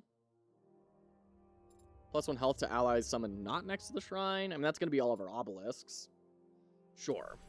Pulled a muscle doing a sumo deadlift at the gym this morning. Ah, I'm sorry, Blades. That's a bummer. It's cool you've been going to the gym, though. How's the gym been going? I know you were excited about that recently. Hope you've been able to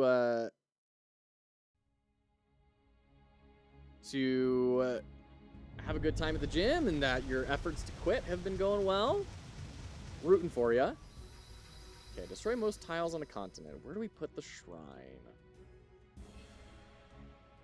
We could, like, put it right there, and that would funnel everyone in right here. But now that we prolificate so much, I don't know that we even want to. Let's...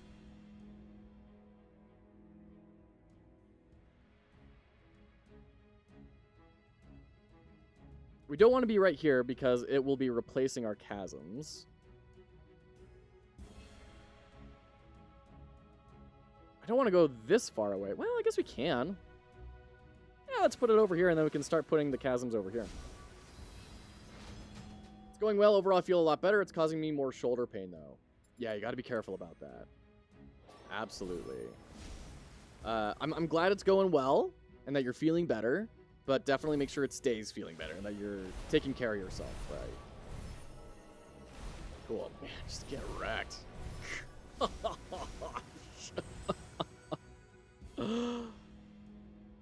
Okay. Is this purple hand corruption? No. Wait. Let's do it. Yeah, it is corruption. Oh. Okay. Cool.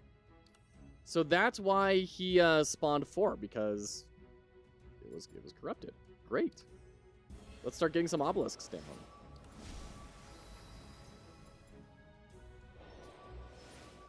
There must be other ways to reduce enemy attacks so that upgrade hits more builds. Yeah, I think you're right. My shoulders are badly damaged from a car crash I was in, not because of the gym. Was the car crash recently, Blades? Gosh, so sorry.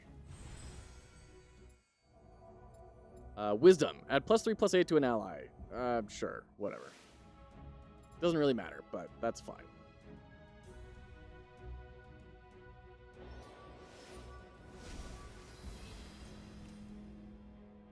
And I think we're going into ads here, so we'll go ahead and pause real quick. Oh, I am loving this build. This is being a really fun build.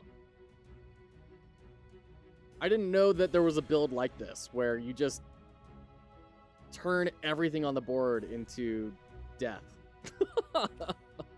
When you were like 9. Got it. There we go. Dead. Alright, that's not good.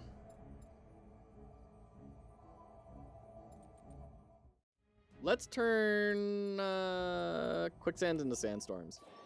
That's going to change this from it stuns them into it pushes them into a direction. Ooh, that was the wrong direction. That's pushing them right towards us.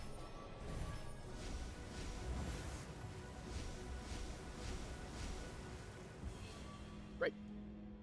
So you're going to move right there. Oh, we can...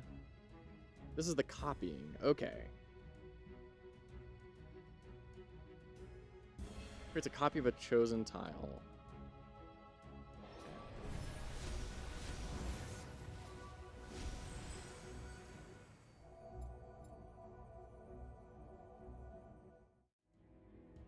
We'll delete that.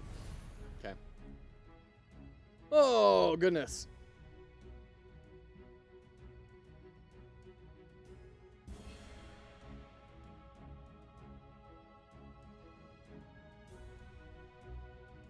Hope everyone's doing well, though. We've got 30 seconds left in this.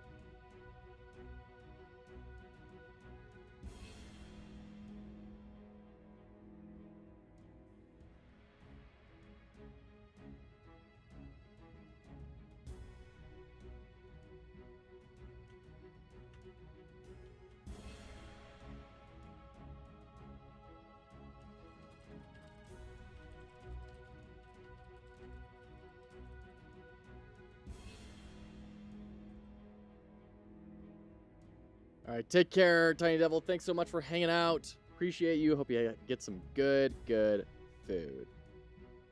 All right, let's keep going. How do we deal with this? These guys are they're gonna move there, so we got to drop this right there.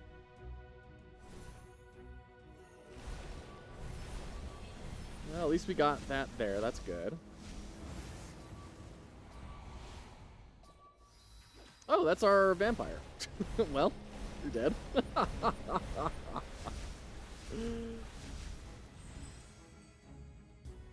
On attack, creates swamps on all adjacent hexes. Interesting. Okay. I'm going to throw this down right here to try and just give this some growth. My licorice is rubbery and extra difficult to swallow. I think I got a bad batch. I think the bad batch that you got was called licorice. Create a loyal village. Sure, we'll make some loyal villages. Get some growth on this thing. So if we get this to 4, that's going to do what? 8 times 4, 32. They are not corrupted, unfortunately. There we go. GG.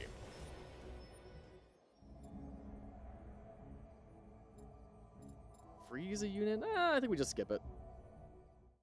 We could have copied a traversable tile into the adjacent hexes, and that would have been nice, but...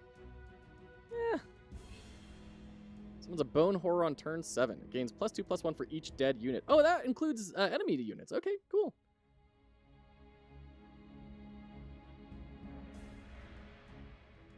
Let's drop you on this loyal village. Give you an extra 5 health. All right. Turn into a tree. Copy a traversable tile. Absolutely. We'll copy you right there. Thank you. And let's drop another obelisk. Why not? Licorice is amazing.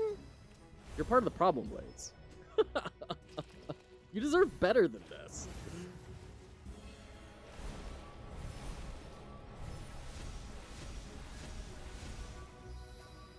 Okay, this is going well. We can prolificate this as well. Is it going to copy the growth too? No, it doesn't copy the growth as well. That's a bummer. Understandable, but a bummer. You're going to move up there, really? Interesting. Let's drop an assassin here. Are you still going to die? You're part of the problem. Okay, cool. He got corrupted on. Great.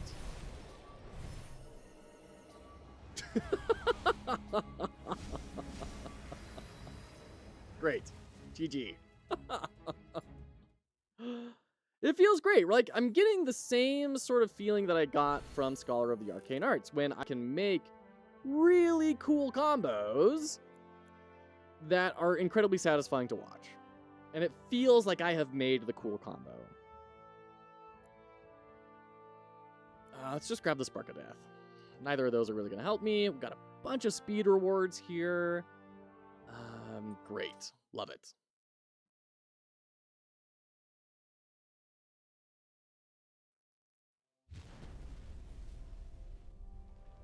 Okay. We're on continent 4 out of 10? We've only done 4 continents? Feels like we've done a lot more than that.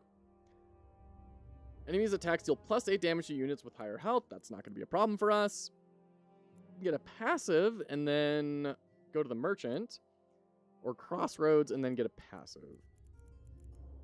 Let's do that. Let's do Crossroads and then a passive.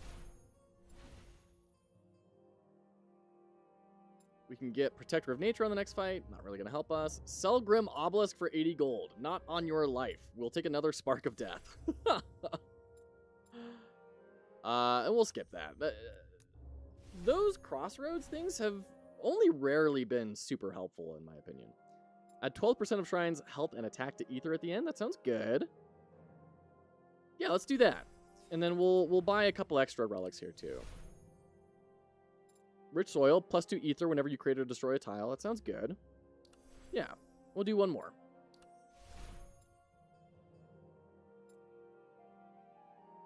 Adds +1 attack to a random ally whenever you gain Ether in the battle.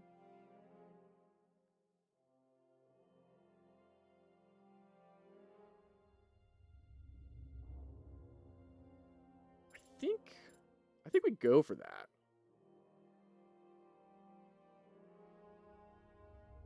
I don't know how helpful it's going to be, but I do think we're going to be gaining a good amount of Ether.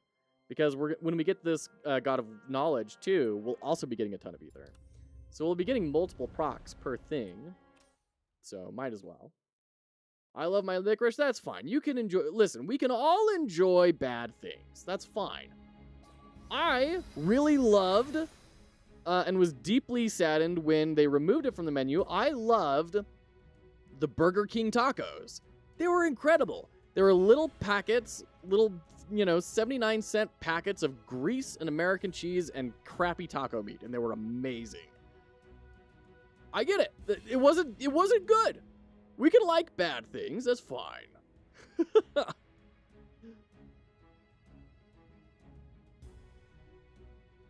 Yeah, we'll throw it over here.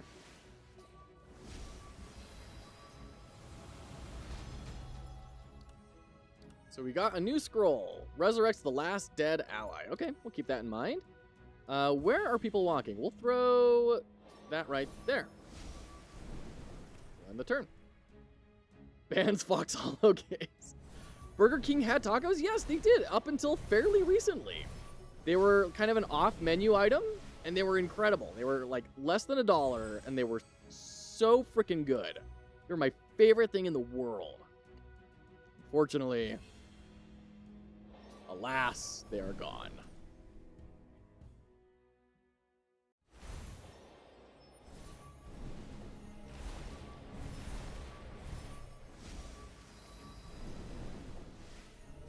Start spreading these all over the board.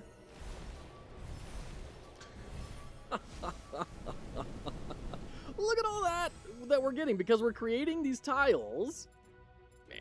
All right, we're going to drop this guy down to kind of block him for a turn. Quantic, good to see you, friend. Welcome in. Thanks for hanging out.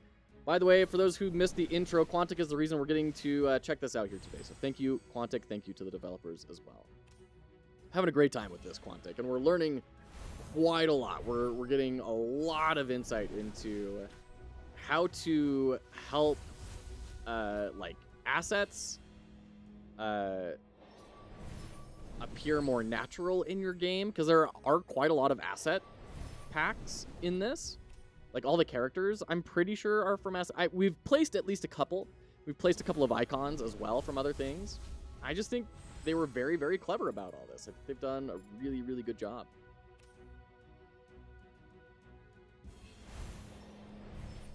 And the visual polish is just fantastic. We've talked a lot about the emergent design present here. We're going to place that right there. So glad to hear you're enjoying it. Looks like you've got a wacky build going. Yeah. We're just, we have this gem on the chasm that makes it so that when someone enters it, it creates 2 new chasms. Wow, that was a lot of damage, though. Okay. We'll add some health. Sure. There we go. And then start placing obelisks down.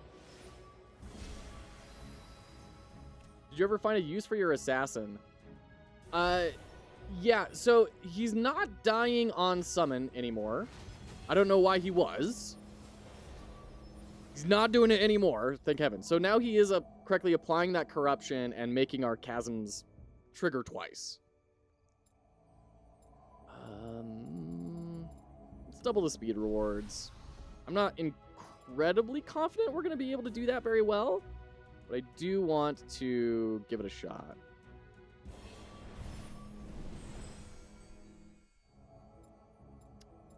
Exile, great.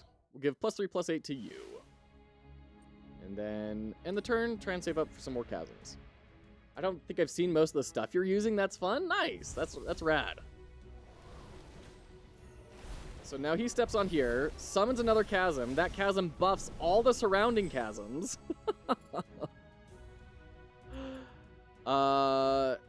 Let's start getting some more obelisks up. These obelisks deal damage anytime an enemy's attack changes. Since these chasms reduce health and they can repeat, it does a pretty good job. This guy's totally dead. He's gonna spawn 2 new chasms. Oh, he's not dead. Oh man, we need some more. We need more obelisks.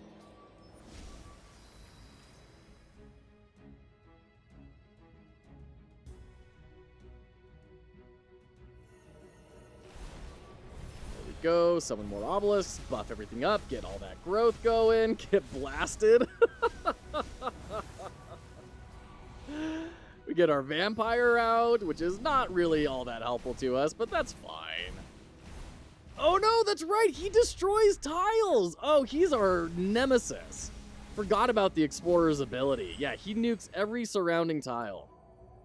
Let's add some health here. We've actually taken a lot of hits here. We were at pretty much 100 health before. All right, you're gonna walk over there. That's good. We'll just save our money.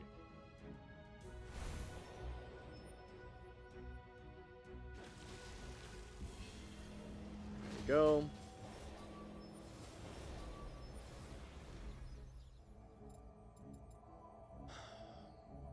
We'll skip. We can proliferate. Morale booster +2 attack to an ally. Oh! Can we actually do that? No, nothing is in reach. Let's just skip. Let's just take the money again. And then get another chasm right there. Right where you're going to move. Trying to get those growth stacks up. I think that's a good idea. Unfortunately, we're totally not going to get any of the speed abilities here.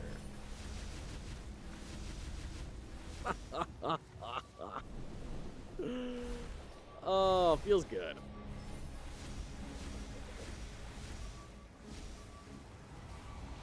Hey, we get a vampire again.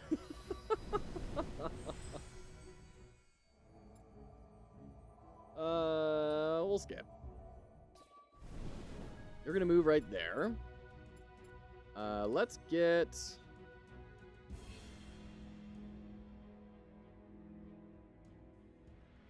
plunk our assassin down. Get corruption on you. I mean, we've definitely won. We're not losing at this point.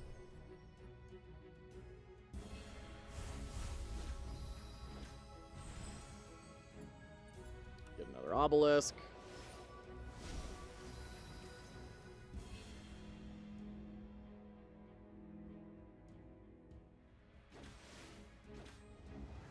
Move, and you trigger that twice. Didn't even get to use our obelisks. There we go. Hooray! The ether energy effect has just added 9 ether. Hooray!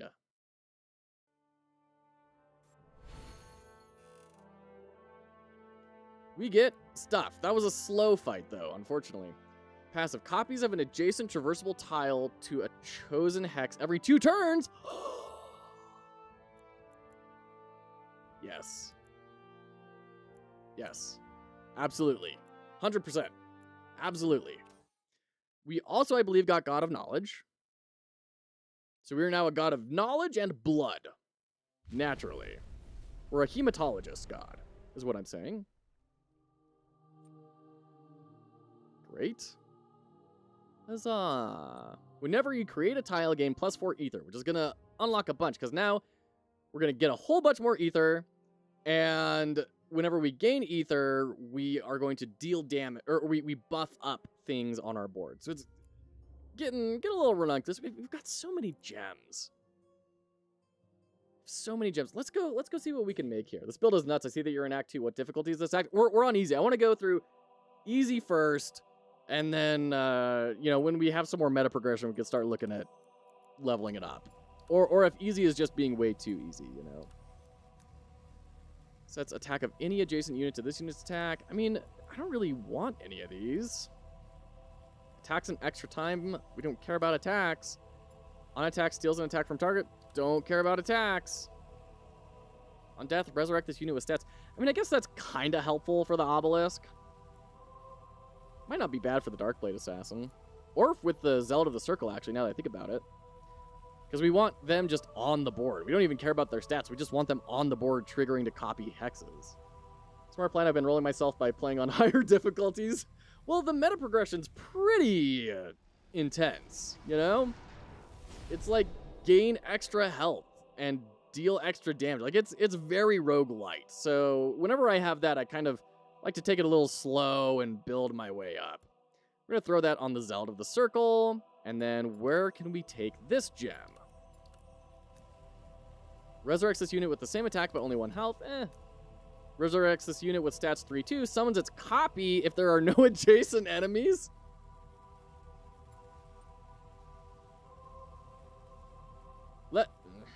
It's 60. No, let's just go for it. Alright, so theoretically we can start flooding the board with both Zealots of the Circle and Chasms, and the circles will spread more chasms. That's the hope. This game has convinced me to experiment with making obstructions destructible. Ooh, very cool. Nice. I can't wait to hear how that goes, Lime. This is for your tactical one, right? An attack steals an attack from the target. Well, actually, you know what? That's actually good. Let's actually go for that because we put that on the thief, on the assassin. The assassin lowers their attack, which is now attack is changed, which will make all of our obelisks proc and trigger on that. I didn't realize how incredibly good that was. That's a really, really good thing. +1 more if it's weaker, which means it has less attack. No, that's not really the right upgrade. I want to explore what these other two are, but I don't want to spend our money on it. I want to go into our skill trees and level those up. And I think we're going to need to buy a lot of energy to get to those. Didn't even know that you could upgrade gems? Yeah! You can upgrade them and like mix and match different colors to make... So this one I had the Sacred Emerald. It's 2 greens and then a purple. So 2 life and then a death. And it creates this really cool thing of creates 2 copies of this tile on adjacent hexes. Which is bonkers because every time an adjacent tile changes on the chasm, it gains grow. So we've had a chasm with like 10 grow. So it deals 80 damage and lowers attack by 8. And that's if the target isn't corrupted.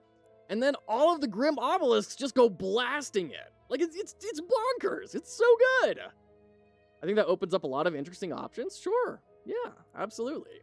I mean, you can hear how excited I am about this, right? We need 25 here to get to 60. Go ahead and buy that. What do we want to get here? Emerald Defender adds +3 health and grants Intimidation to a chosen ally on turn 4. I don't know what Intimidation is. We don't want this, but what's Intimidation? All adjacent enemies lose -1 attack each turn? Throw that on an obelisk where people are going to be walking by? I might really want that. Adds +2 ether whenever the shrine gains extra health. That is also good because that's going to trigger into other things. I think we go for this, though. I think that's going to boost our damage output a lot, actually. Did you hear me stomping my foot there? Jeez. Can we buy up to 60? To 120? We can't buy all the way up, but we can get pretty dang close. We're going to get 10. We want to get to 120 because then it's this big ultimate talent. So let's actually go to 50. That'll take us to 110 energy. And then after the next fight, we'll get 10, which will get us to the ultimate talent. Go ahead and buy that. Since it's half off, I want to invest in it right now. You're busted? It's feeling very satisfying. And I was saying this is the same sort of feeling I was getting from Scholar of the Arcane Arts yesterday. Where because the system is so synergistic, enemies destroy tiles they step on.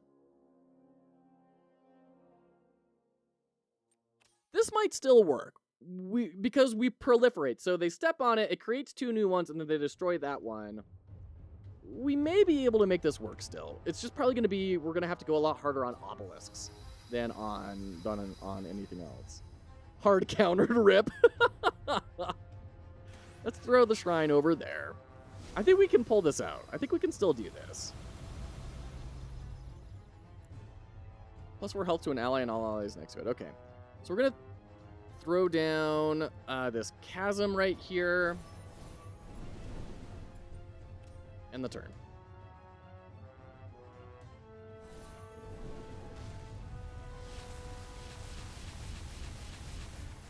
Wait, it doesn't get to take its effect?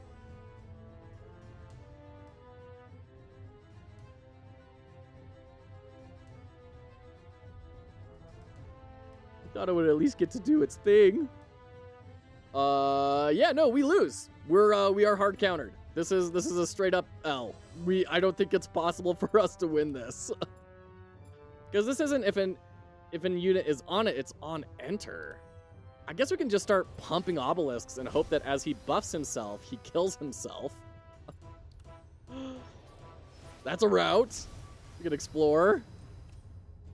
Shoot.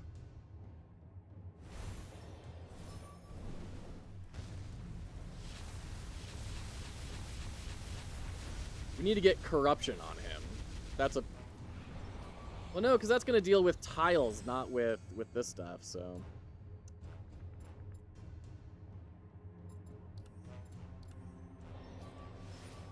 Yeah, I'm not very hopeful here. I think I'm gonna throw the speed way up on this. We're not dealing damage to him quite yet. Shoot. We're not outpacing his buffs.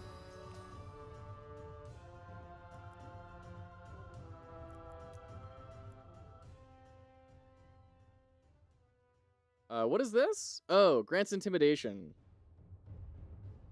Sure.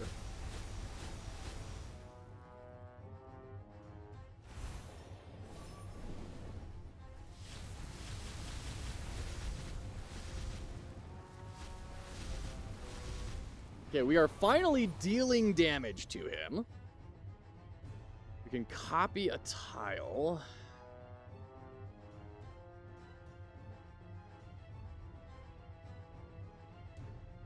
Drop it right there so it can hopefully stun that guy when he walks into it. Throw another obelisk down. I don't have high hopes. Your assassin plus that intimidation can at least get his attack to 0. Yeah, that's a good point. That's a good point. And now that we have the vampire out, it's probably a good idea to start pumping out the assassins. Summon that right there.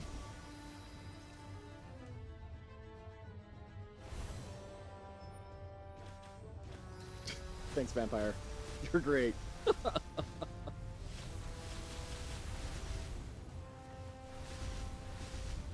Okay, we're dealing some damage, and we're getting rid of his buffing stuff, which is gonna hurt me a little bit more than it might hurt him, actually.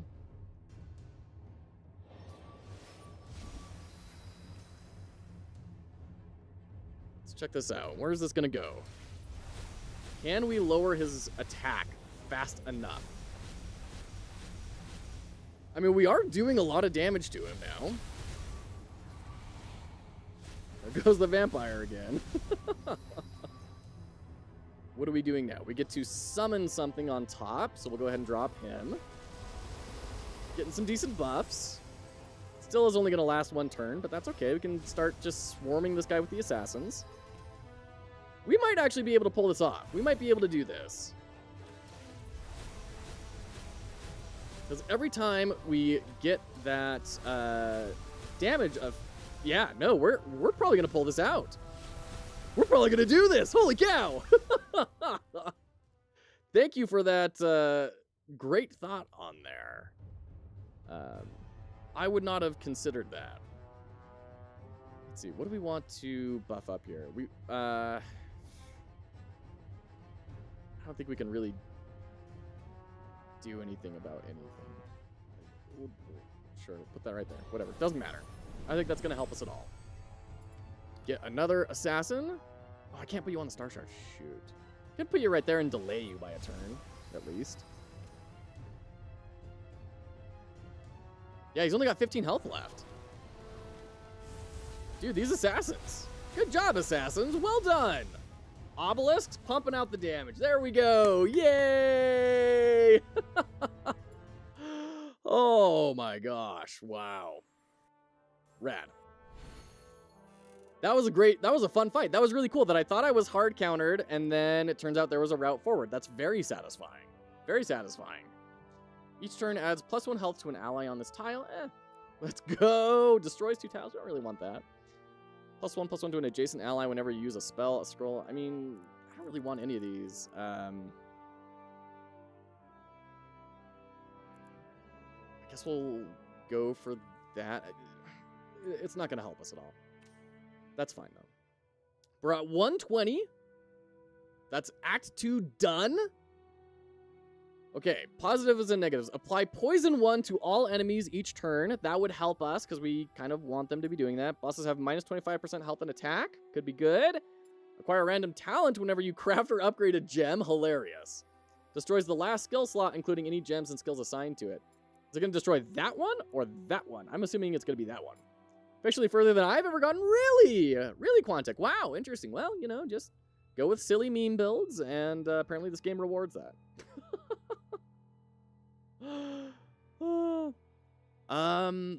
Shuffles mana cost of all skills each turn. That could actually be kind of good for us. Can't see the merchant's goods nor view talents in the chamber. I think we go for bosses have less attack, and then we get Snecko.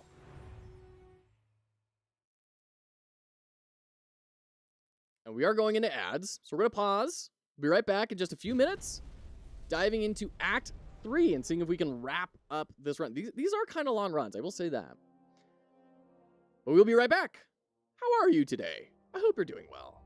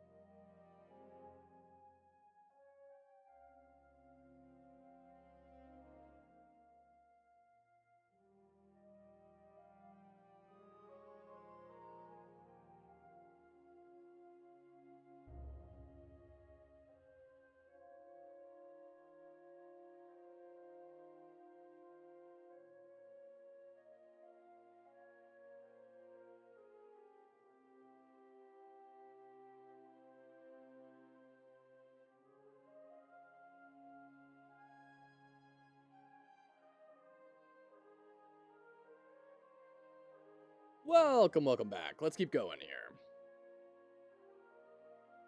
Okay. What path do we take? We have some money. We need the shrine. We need to go up the skill tree because we can get the ultimate ability for life. Doing pretty well today. Hope you are too. Yeah, we're having a great time. I'm glad you're doing well, Quantic. By the way, if any of you were hankering for more of this, Quantic was playing it yesterday. You can go find that stream over on his channel. And I believe you did also a quick look on it, right? On turn 3, copy any traversable tile to 4 hexes. Ah. Yes. Okay. Now, can we get 15 here? Yes, we sure can. So we can go max out death as well. Gonna be playing it later today, too. Nice. Awesome. Corrupt a unit every 3 turns. That could be really good. Whenever an enemy's attack is changed, add +2 health to a random ally. That's cool, but not as cool as just straight up corrupting a unit. So now that we have these all the way maxed out, we actually get some bonuses from them if we get even more energy. So for every 25 life energy we have beyond this, we get to prolificate an extra hex worth. So on turn 3, copy any traversable tile to now 5 tiles, 6 tiles, 7 tiles, and it'll just keep scaling, right? So those ultimate abilities are kind of a really big deal.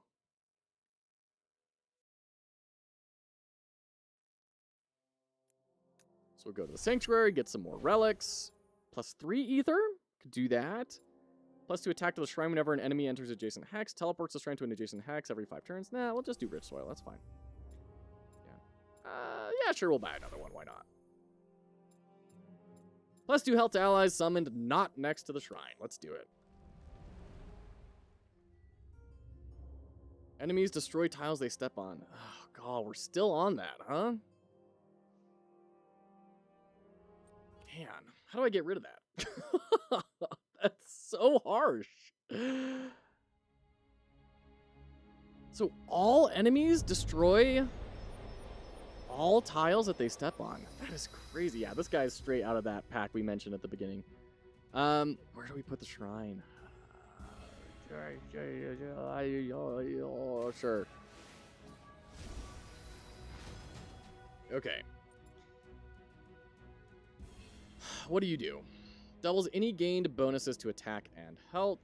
I kind of want you guys to collect all of these villages, because you will be buffing attack and murdering yourselves. So I'm going to throw down obelisks. I think that's going to be the strategy here. We can't do the tiles because they're just going to step on them and nuke them. So we'll end the turn here.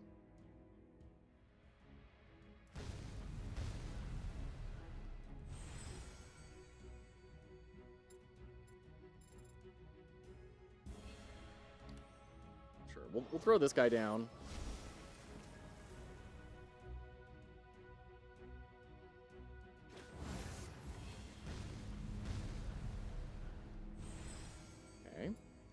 Bring out our assassin, start trying to get the damage reduced.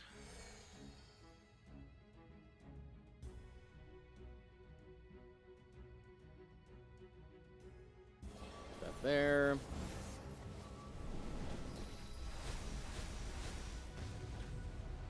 Got corruption on him.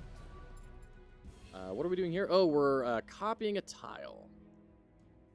I want you to have villages everywhere. I want you to have a billion bajillion villages.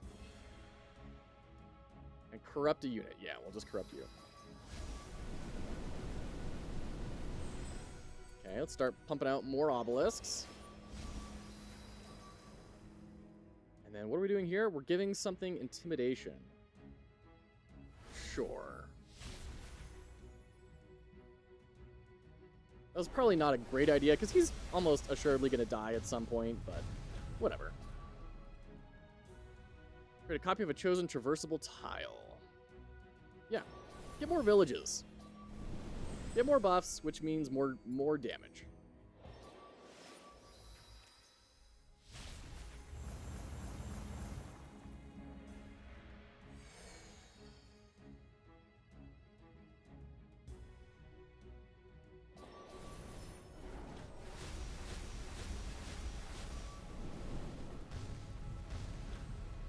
Oh, but that won't matter because they destroy the villages. Shoot. Let's drop you over here.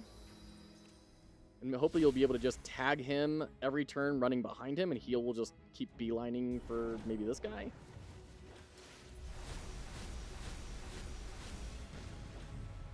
Ouch. Corrupts a unit. Sure. Summon 2 cursed spirits. Yes, absolutely. Oh, I shouldn't have ended the turn there. Oh well, that's fine. We'll probably be fine. Copying the tile doesn't matter.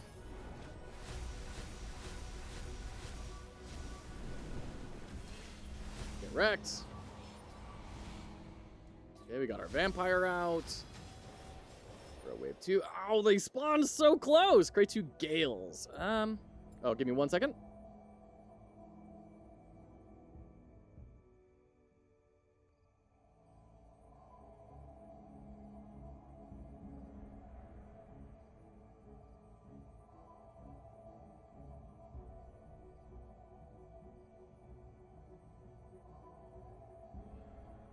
All right.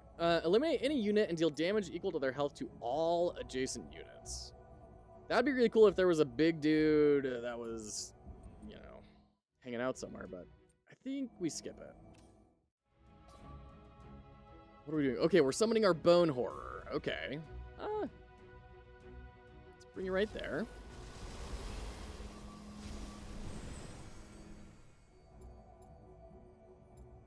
Morale boost. Yeah. Get some assassins out. Once again, we just want to get their attack. Everything's attack needs to become 0. That is the only way we win this.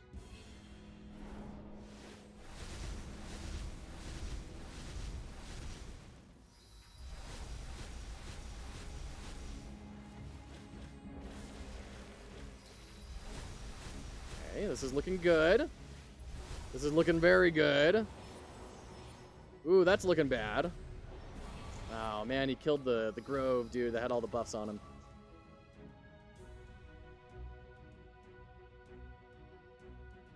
Let's put that right there. That'll give us some more mana if one of my dudes steps on it. 4/4 copy of an ally. Yeah. Let's copy you over there. This game I'm about to buy, nice, Yaria.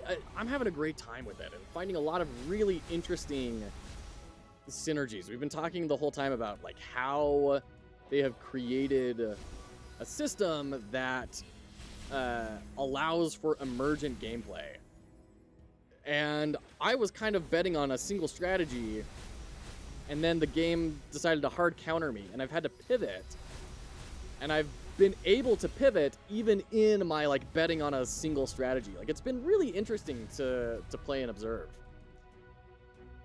Corrupts a unit. We'll corrupt you. Get another assassin out. If you say it's good, it must be good. Well, I mean, there's no accounting for taste, but for my taste, it's really cool. And there's a lot of cool things we can learn about how to use pre-existing assets and make them feel like they belong in a world. Because if you look at this, you probably will just think it looks pretty good. In reality, there's quite a lot of assets being used, and they tie it all in a very clever way.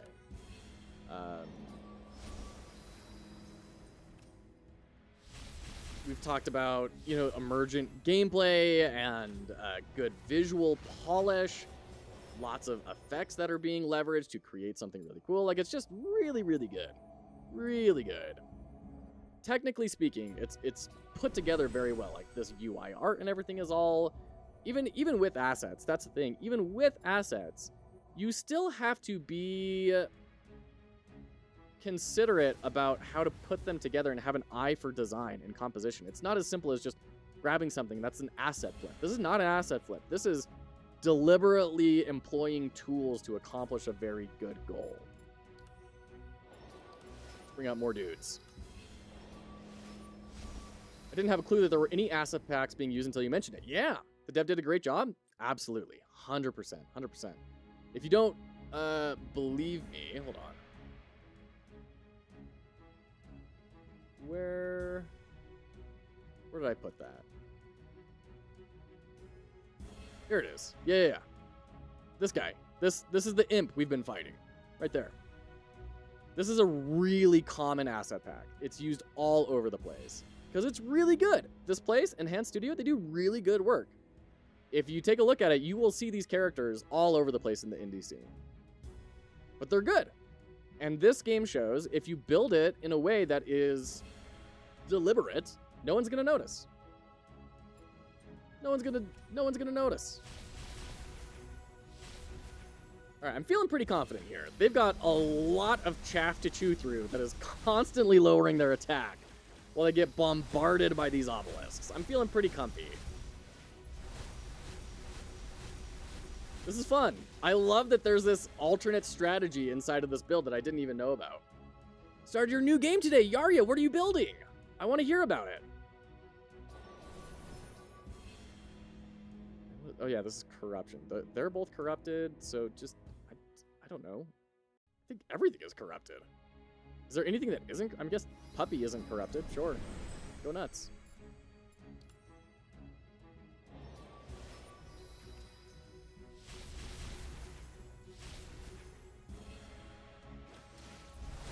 Get wrecked. Great. Awesome. GG. That was good. That was a really good map. I mean, we didn't go very fast, but we survived it. We didn't take any damage. Like, that could have been way worse. I'll gladly take that. Could get Haunted Village. Adds +2/+1 to allies summoned on this or adjacent hexes. Not my favorite. Let's take another Spark.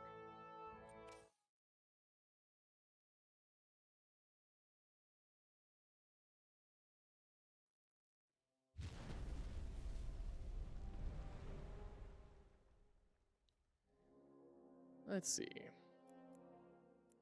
Where do we go? Crossroads Sanctuary or Double Sanctuary? Or Forge Crossroads? I think we have a gem that isn't fully upgraded that I do want to explore some other options with. So let's check out the Forge. Want to chuck this guy in? Yeah, this is what's on the Thief, which is allowing them to steal damage. Don't really want that. Steals 1 attack from all adjacent enemies each turn? So you don't even have to attack. Yes. That's so good. Wow, that's really good for them. All right.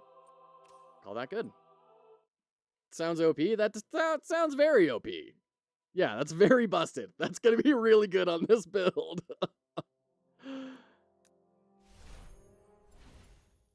+9 fire energy. We don't have any fire. 60 ether to acquire a copy of your talent Coven. Each 5th unit that dies turns into an allied generous vampire. Sure. That sounds fun. So we get 2 vampires every 5 deaths. Pay 60 ether to acquire a copy of your talent Emerald Defender? Ooh, that's really good. Yeah, let's take that. Emerald Defender is what gives us intimidation on units. Which is, once again, that whenever someone walks into your space, they lose a damage. Oh, and we get to put tiles down on this map now. Finally. Okay, great. Feeling pretty strong. I'm feeling like we've found some good grooves. I think it's going to work. I don't really know enough to say no, don't use this continent yet, you know? Okay. Where are you walking? You're going right there. You're going right there. Let's start spreading these right there. And then get an obelisk out.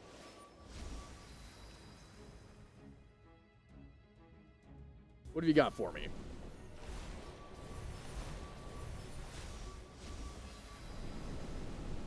Just look at all these buffs going on over here. Ooh, we get to put 1 down. Let's throw it right there.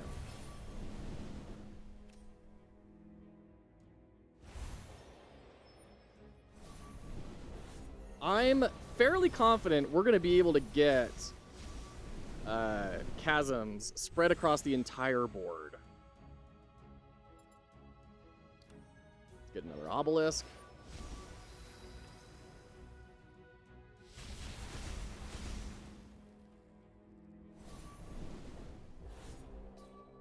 Okay. This is where we get to copy. This is our ultimate.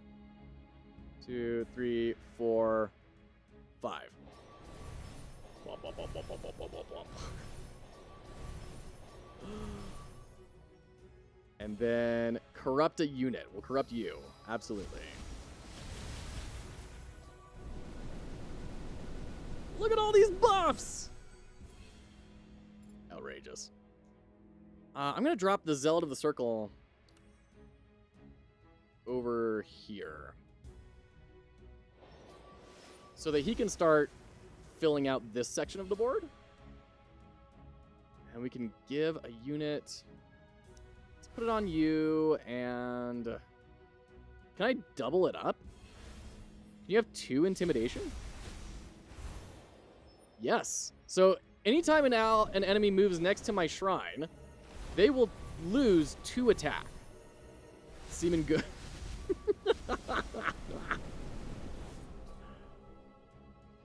Cool. Where are you moving next turn? Prolificate right there. Feeling like you're gonna speed run this map? Yeah. Let's grab another chasm right here. End turn. Very fun. Very, very satisfying.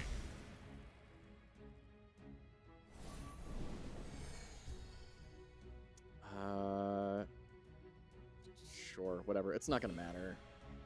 Let's put it right there. Whatever.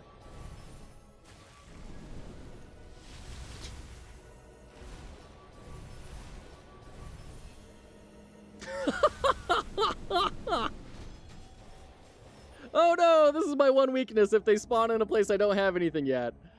Let's surround the shrine with rock walls.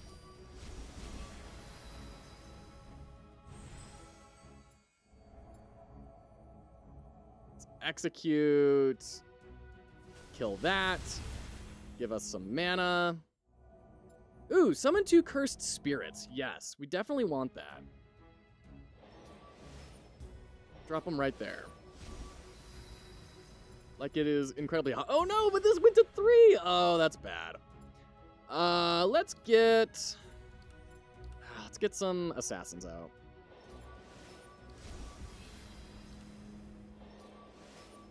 They're gonna start sapping a ton of the attack here away. The big problem is we don't have any obelisks. Or we don't have very many. Down to 3 attack. Jeez. Down to 2 attack. Getting 2 vampires out. Oh, shoot. Corrupt a unit. Yeah, let's corrupt you. Snecko, yeah. Always. It always betrays you, Snecko. Let's get some more obelisks out.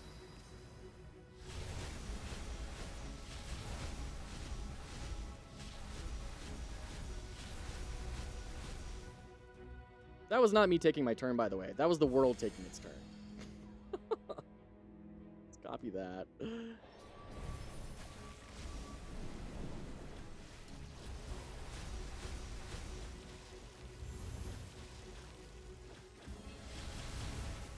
Now this is scary, right here. This is the bad news bears.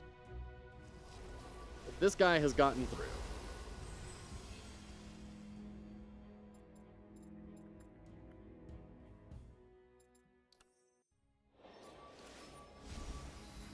I think obelisks are the only way we can really counter that. And it's not much of a counter.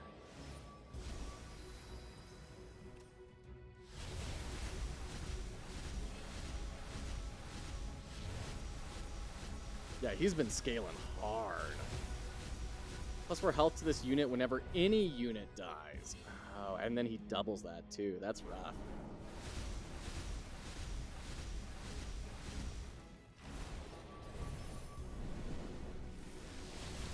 Oh no, I just lost an assassin. Shoot. Ouchie. All right. What do we copy here? We definitely copy a chasm. We'll put it right there.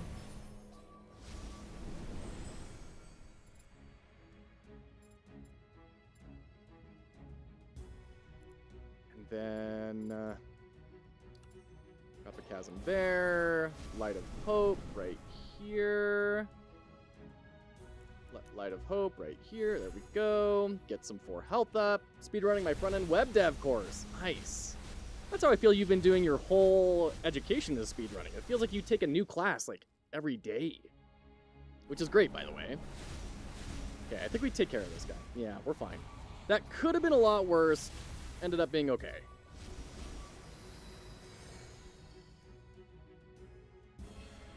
copy you. I guess we get to put it anywhere, don't we? I guess we'll just throw it over there. That's cool. I like that you get to place it anywhere. It's about 1 class a month?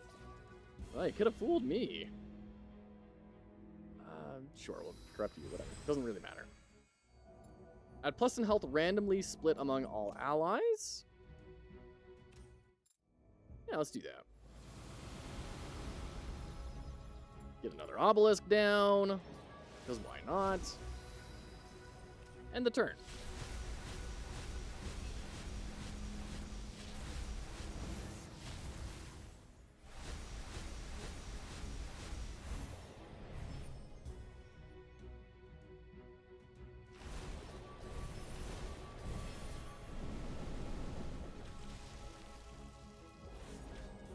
Go.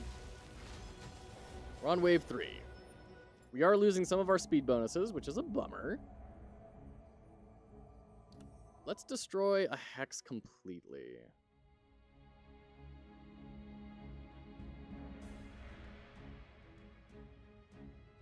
Let's get rid of that.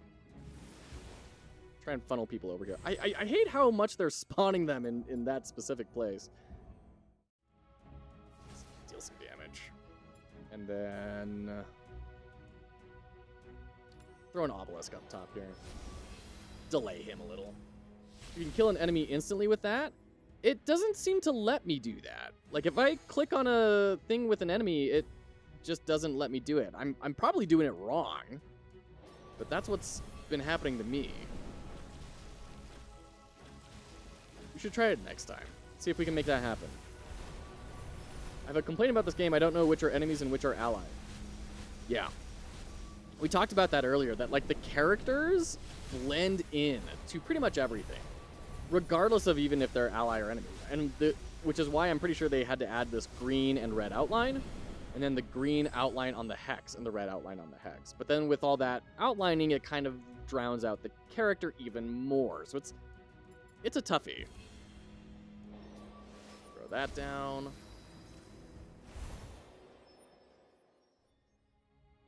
Steal more of their attack away.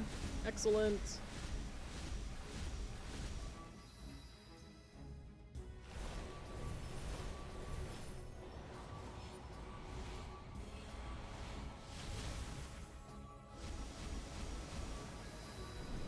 So any damage you do is essentially nothing. Yeah, is it 1 health now? Or 1 attack, rather. Not 1 health. Copy another chasm, and we'll corrupt. I mean, everything's corrupted. Jeez. Maybe the dev changed it after I did it. I know he said he made some changes after watching my video and stream. There you go. Nice. Let's copy another tile.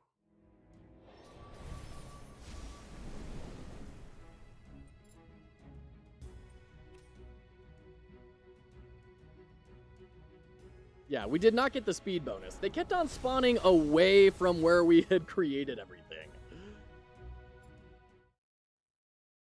And I don't know if there's like a rule that governs that, if there's something we can do to kind of predict that or not. Okay. Dark Entity. On attack, target loses 1 attack. Yes! Each turn adds +1/+1 to a unit on this tile and triggers their each turn effects. I mean, that's cool, but like the only thing that would help with is the assassin, and that would be really hard to make sure that that is all happening. So we'll just take the Dark Entity scroll. That's fine. We'll just use it in the next fight.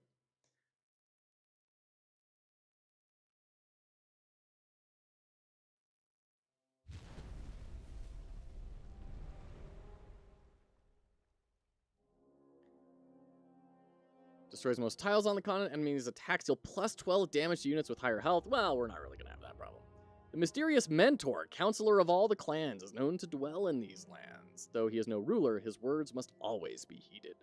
Summons mighty heroes and surrounds itself with walls. Okay. I don't think we're going to get any benefit from going to the chamber. We do have a lot of money, though. So let's go Crossroads and shop. Dark Entity plus Obelisk plus Assassin seems like an ultra boss killer. Yeah, hard agree. We can start with the Beast. Upon receiving damage, gain that much attack. That would be cool for a different build. Let's just get some more Dark Energy to try and see if we can get something scaling up. We'll pass. Just go to the store.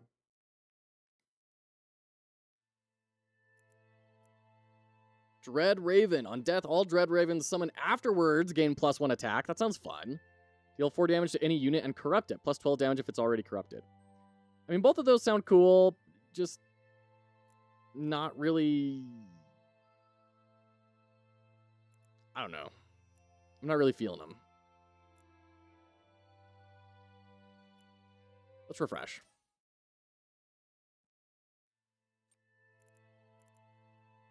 Crystal Demon. A random spell or tile costs -1 mana until the end of the battle. Oh, wow. Wow. Okay. On attack, pushes target on every second attack. That actually might be kind of helpful, but is it more helpful than anything else? I guess the Refreshing Spring we're not really using.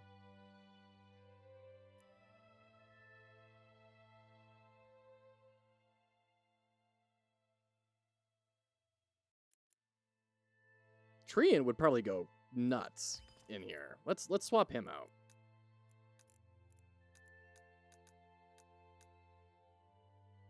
This is also a little awkward. Like, I can't...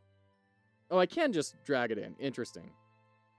But I can't, like, double-click. Okay, this is a thing from the Steam Deck that has been messing with me a little bit. Okay, great. Hey, Endo, good to see ya! How's the Autobattler going? It's going very well. I've been saying how much it reminds me of Scholar. I'm getting the same feeling playing this that I get when I play Scholar, of making these incredible combos and... just watching madness. We're about to go into the final boss of the whole run. This is great. Yeah, how are you doing, Endo? All right, Torblon, Monument of Heroes. Look at that. Look at that big old thing. Summons a random enemy from any act every 2 turns. Okay. Busted build simulator, for real. Combos madness, I'm in. Yes, absolutely. So we're trying to attack his shrine. That's different. That's a new thing. I haven't seen that in the game before. Where are you going to summon things? I have learned my lesson. I'm going to drop this right here to start off with, just so that we're covered at our home base in case something runs off to us.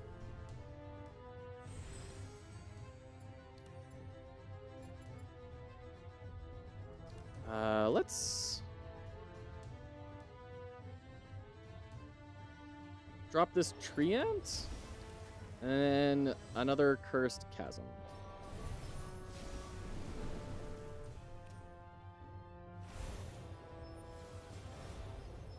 Okay, there's that guy.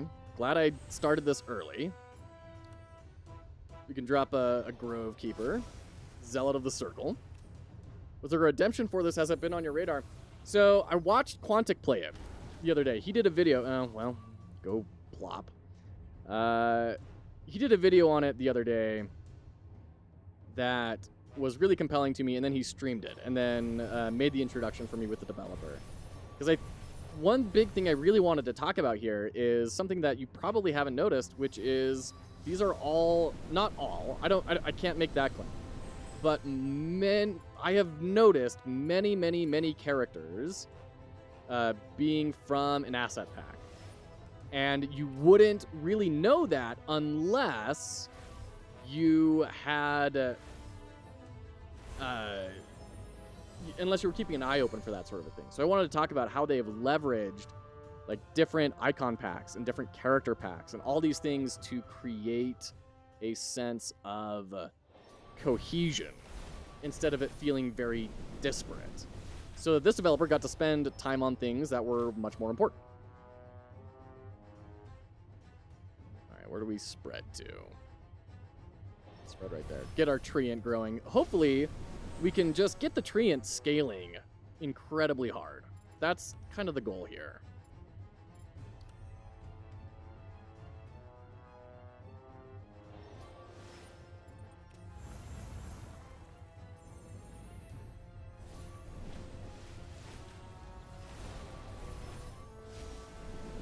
I think this guy's gonna die straight up.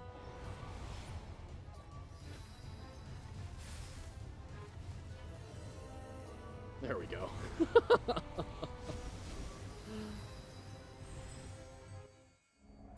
Ooh, copy a traversable tile. Absolutely. Let's get some more tiles out. Well, get another zealot, maybe? This may be a good idea. Let's do that.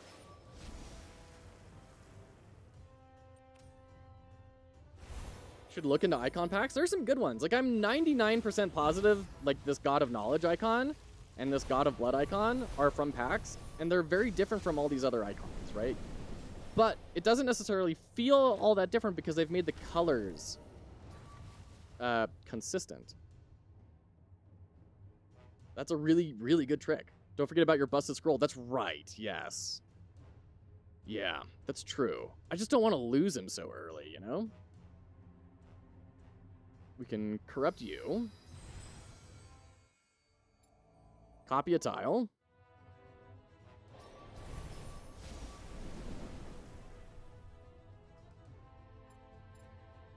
Let's start dropping obelisks down. Just in case this guy starts getting buffs.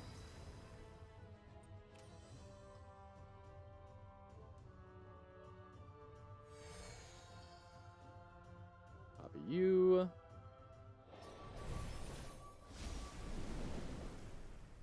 That summons a unit. I thought it was an effect you could put on an enemy. No, yeah, it summons a unit that has that effect. And it's a little bit squishy. But we can drop this guy over here. He can start chewing down these walls, which will be good. Summons a 4/4 copy of an ally. And this is where it would have been great to have had that scroll dude out. We could have had 2 of them out. Sure.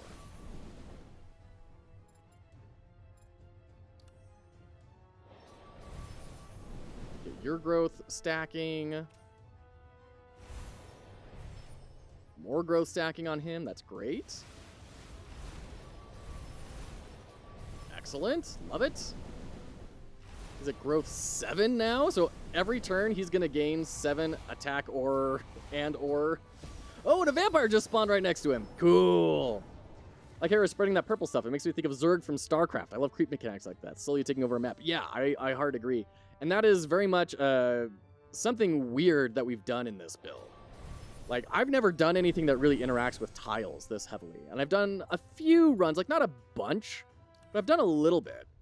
And it's very cool how different this run is compared to all the other runs that I've done. And that's true for every run that I've done, where I've found some cool, different, unique synergy.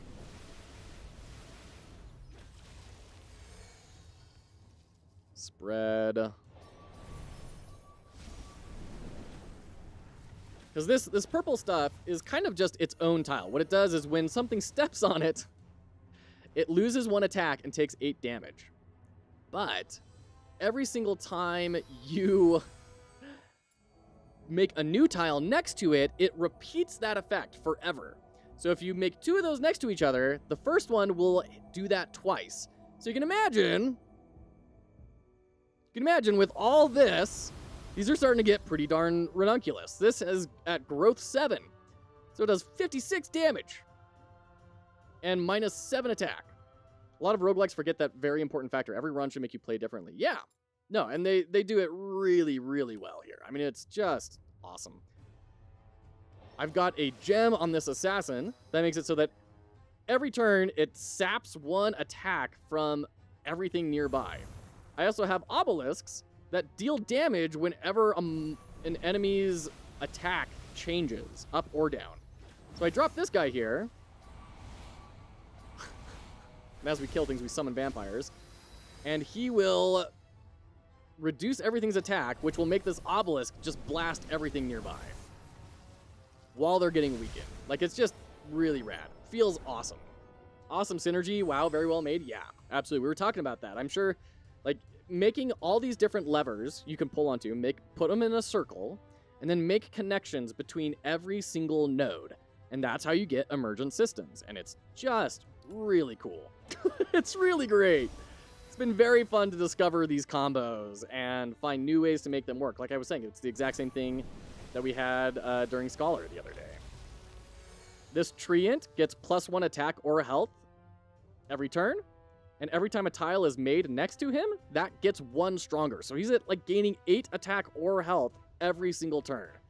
And the more that I make tiles next to him, the stronger he gets. It's rad. This is synergy combo week for Fox. Absolutely.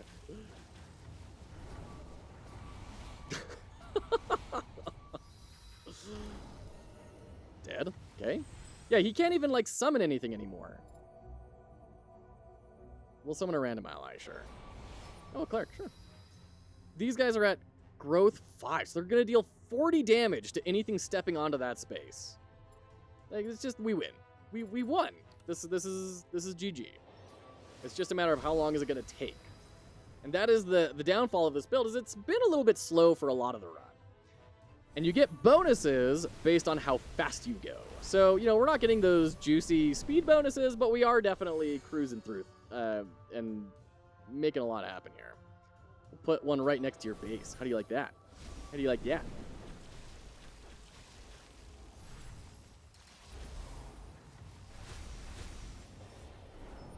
That's fine. You can walk forward. That's fine.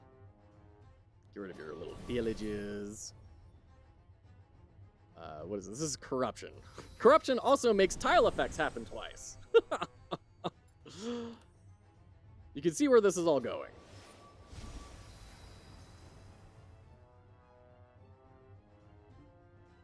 Enter. Got it. Okay. I was wondering, what are we hung up on? What effect is it waiting for me to do? We've got that many of them already.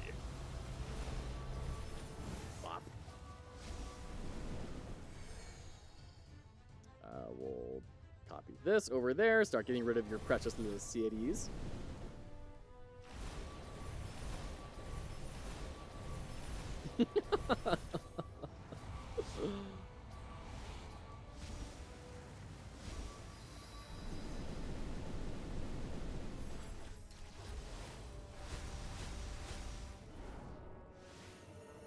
Correct. Wonder if it's possible to get as complex synergy systems without having a trigger effect system. How to create complexity without the words win or if. I have wondered that a lot myself as well. If you have any thoughts on that, I want to hear it. I have yet to find a route forward without win or if. To me, those are the keys. I don't know if that's, you know, the only way, but boy, is it kind of the only way I've been able to think of.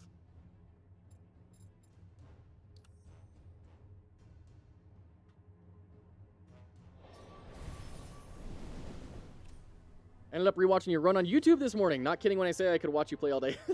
Well, I'm glad to hear that, Endo. I hope it was helpful. I hope it was helpful to you. I know it was a grand old time for me. It's like I'm actively working on it. I'll let you know of any breakthroughs. Yeah, I'd love to hear it.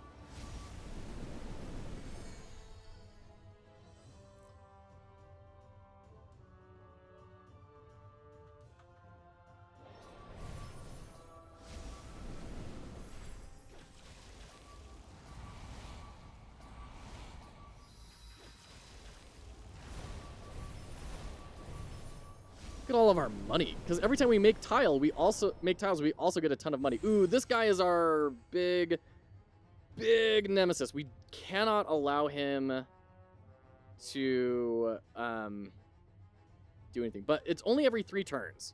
So he's gonna move and then just instantly die. So we just leave him alone. He'll kill himself. Big fan of if-then logic over here. Yeah, absolutely. I mean, there's, like, +2 to this suit, right? Like, when you play this, gain +2 attack to goblins, right? That's a relatively simple thing to do. But that's not going to create long chains of things, right?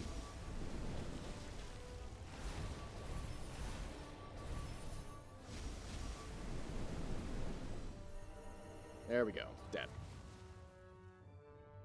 What do we... I mean, just corrupt you, I guess?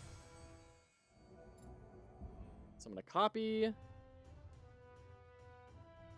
I'll drop that there. The only thing I can think of, maybe timing windows, but that's still if, right? That's still if then. If done within this timing window, gain this, right?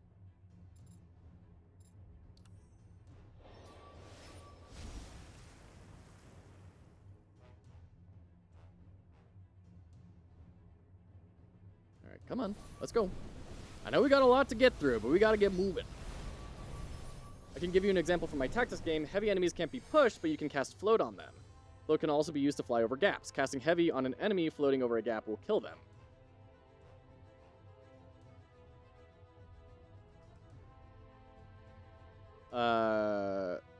Okay. I see that. I still think that's if, right? It's if on gap and in air, die. Maybe the issue is synergy is if then. I don't know. I mean, I guess it depends on how pedantic we want to get and how granular. Because if you say +2 to goblins, that is also kind of an if, because it is if goblin +1, right? Synergy implies the presence of more than one object or interaction or thing, right? So at the very minimum, there has to be more than one entity in order for synergy to exist. Feels different to me because when and if are not dictated to player. Yeah, it's true. They are not being explicitly stated. 100%. Okay. But if you really were just waiting for the treant to make his way over, let's start kind of forcibly moving him over. Because he'll one-shot the boss. We just need to get him over there. Synergies at a base incorporate cause and effect. Yeah. It's treant. It's at +13. Outrageous. We're going to run out of tiles here. We're going to have done every single tile. Let's use Scholar as an example. If Mudball touches water, then make Mudbird. If Mudball touches earth, it gets bigger and moves slower. Right. Yeah, absolutely. But side synergy is it's moving slower, so it touches water more. Sure. I'll buy that.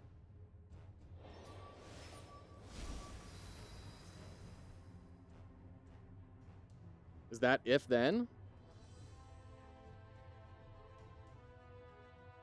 It's a good question. It's moving slower, so it touches water more. It moves slower. Once again, we can reduce it to if on top, then do this, then yes, you are just enhancing that if then. But yeah.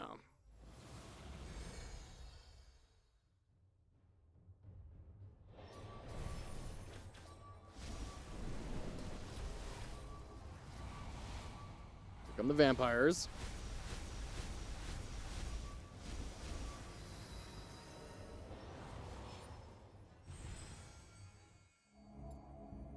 Sure, summon 2 cursed spirits.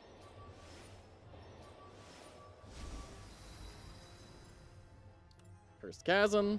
There we go. We filled up the board. The entire board is Cursed Chasms. I think that's a synergy that isn't if then. While? Yeah, I think while works.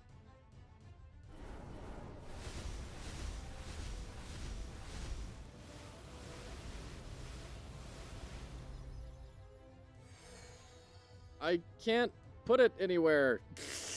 Come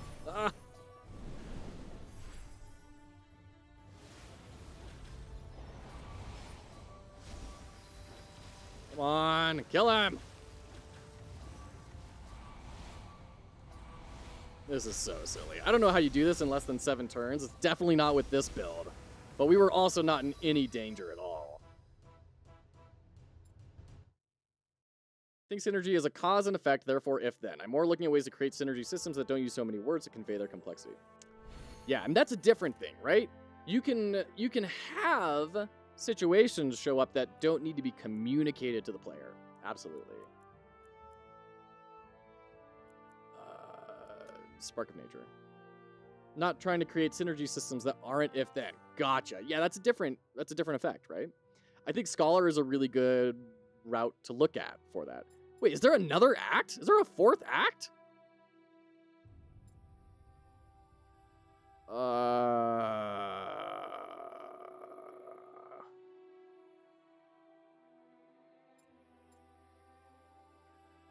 is this grayed out? Destroys the shrine at the end of turn 9? No, that's not gonna work. This is our only option.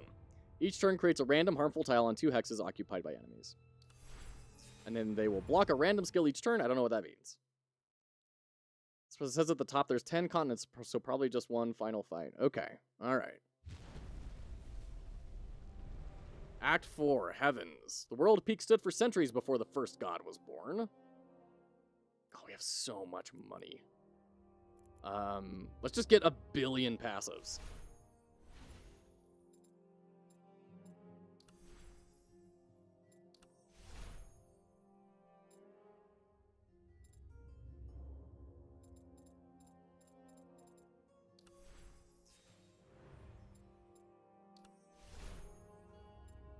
Shrine gains defense, absolutely. Take that. I think they're just trying to hide the complexity, right?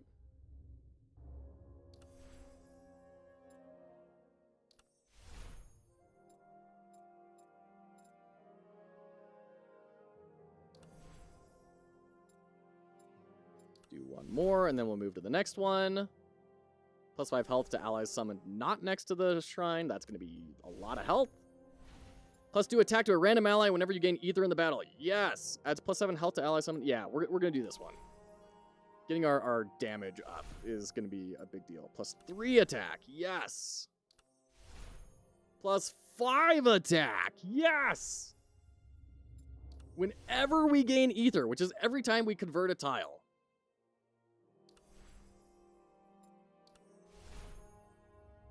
And Shrine gains defense 3. Sure, let's do that. Alright. I gotta go check on the boyo. I think he may be awake. We may be back with Junior Dev in just a minute.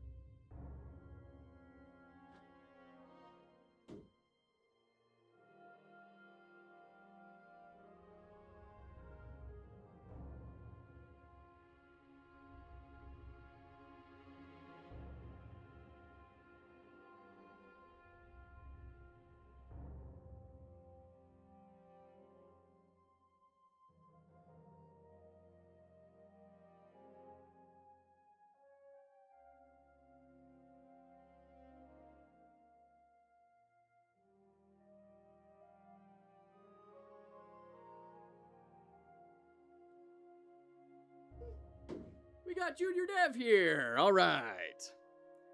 Hiding is the most accurate. Yeah. Okay. Enemies destroy tiles they step on. Son of a biscuit. Then in the description, just give the if statement. Let the player figure out the then statement. Interesting. The fun of the game is finding out the then statement. That's an interesting perspective.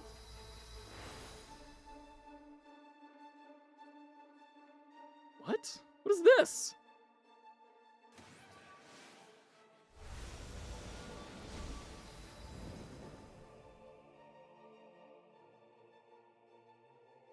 What is happening here? Supreme Shrine. Whenever any unit is summoned, create as many hexes next to it as possible. Summons Orc Warlord on a random hex every 2 turns.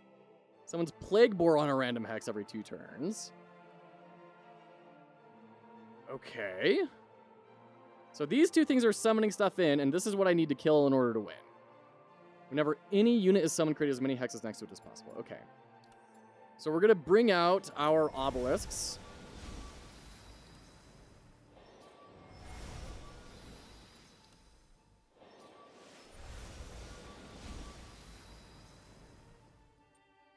Okay.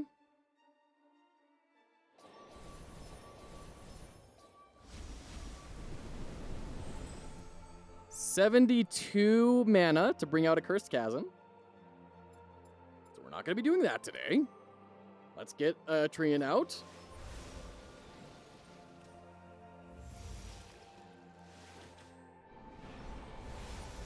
Yeah, this is scary. This is really, really, really scary. They are getting summoned with a lot of stats. Any unit attacks all adjacent units. Let's go ahead and bust that out. And then Where are you all planning to move? Right there. You're probably going to attack that obelisk. Let's... They're going to destroy anything they touch, though. I think we just end the turn. Float will lift all enemies in the air. Just say that. Let the player discover that footing-heavy enemies can be moved. Could be.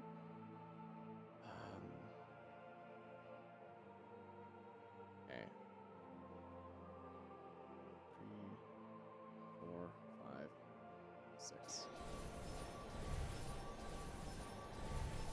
Want to get as much growth on this guy as we can. And corrupt you. I guess corrupt ourselves as well. Why not? There are good things. Good tiles. We're at 50 attack on this thing? That's good. Let's bring out an assassin. Start getting the assassins moving over to here. And then intimidation on you.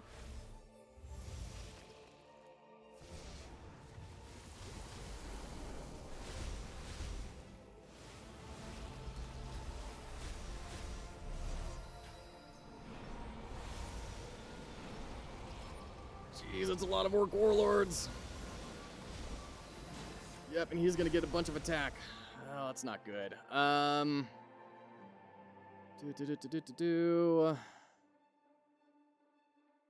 Sure, we'll duplicate that, get you some more growth.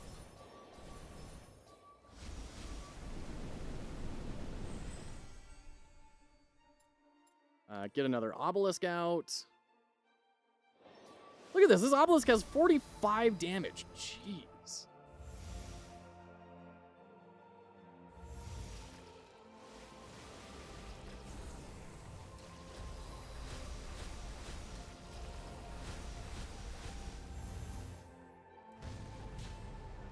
Okay. We may still be able to pull this out, even though it's really scary.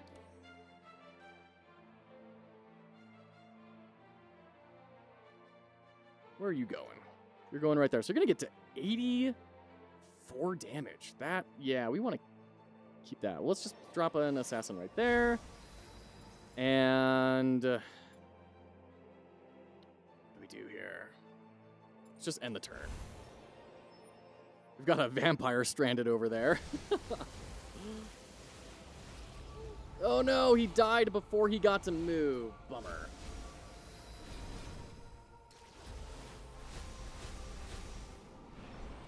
Love the cooperation going on in the chat. Thank you, Endo. Thank you, Lime Blossom, for doing that. Let's corrupt you, and you. I mean, it's not gonna matter because they destroy tiles they step on. What a awful thing at the very end to get.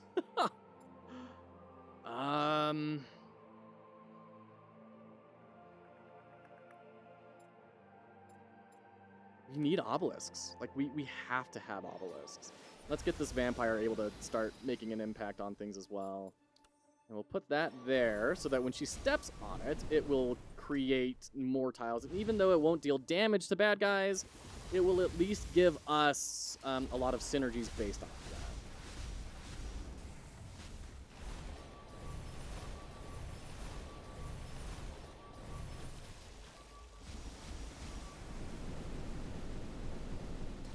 I think we can still win this. I think this is accomplishable. Should we ask Junior Dev about synergies? I think food goes really well with milk. All right, what are you gonna summon in? A 2715?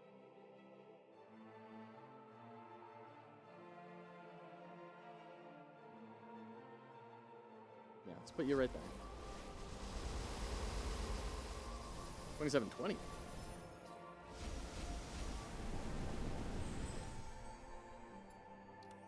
Obelisk, good. something for him to chew through while he's walking around. Wow, this vampire's at 45 health. We are... Oh! Is that the win? I think that's the win. We did it! We did it! Victory! Could have maybe used a little more pomp and ceremony about destroying the final boss. But hey, we did it! We beat a run! Look at that. Decide the fate of the world. Curse for Eternity, next run. Oh, so this is going to impact the next run. That's so cool. The Sanctuary and Crossroads always offer at least one rare bonus, but discounts are never provided at other locations. That's hilarious. All allies and enemies have +2/+2. Super hilarious. I love the particle effects and the shaders going on across the world as well. That feels really good. I'm going to go Curse for Eternity. We've been a death god the whole time. Come on, we gotta do that. Cool. Rad. Very rad. I love all the systems in here. So cool. We got 3,649 meta progression. So we can go in here, we can level up all sorts of things. We finished Act 3, which gets us new meta progression we can do. We can also go and unlock new characters. So if we go into play, there's all these different characters, and they are very different. So our shrine was gain 2 ether if there's no adjacent units to you. This is the next character you start with. Can move and attack. Starts each battle with 6 attacks. So this is now like a walking fortress that you can pilot. And then each of these have different abilities that are really, really cool. So there's a lot to explore here. That's Godless.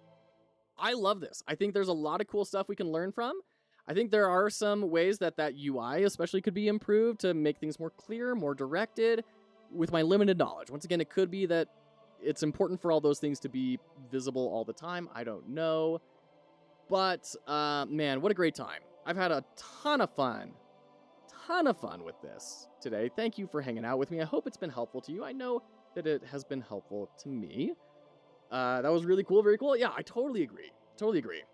Tomorrow, we're going to check out Buckshot Roulette. We were going to check out Code Blue today, but I couldn't quite get it functioning right. So I'm talking with the developer, seeing if we can figure that out. And there we go. That's going to be it for today. Thank you so much for hanging out. Next week, once again, we're going to be doing a little more analysis. We're going to be doing a bunch of Game Jam work, working on the overlay and working on the Game Jam page and going from there. Now, I know something that we tend to be pretty bad about as solo devs, unless you come from this sort of a background, is audio. Well, we're going to go hang out with someone today, Poke Your Eyes Out Games. They are... Oh no, they're offline. Gosh dang it. How? Twitch, this raid interface is really needing some love. All right, let's try again. Never mind. We're not going to go... But go follow Poke Your Eyes Out Games. They're fantastic. Let's see. Who should we raid into?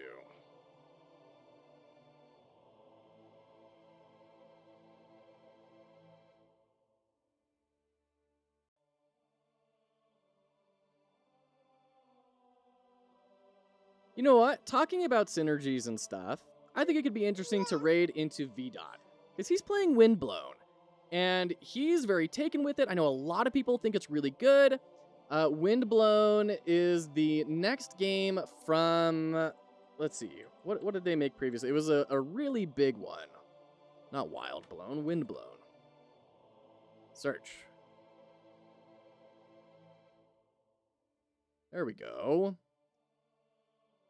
This is from Motion Twin, who made Dead Cells. Ah, this is the Dead Cell developers' next game. Yeah. Okay. So we're going to go right into them. We can learn a lot about synergies, visual clarity. It looks like the UI is really strong, so we're going to go hang out with them. Thanks so much for hanging out. Appreciate all of you, and we'll catch you tomorrow. If you haven't signed up for the jam yet, go join the jam. What's wrong with you?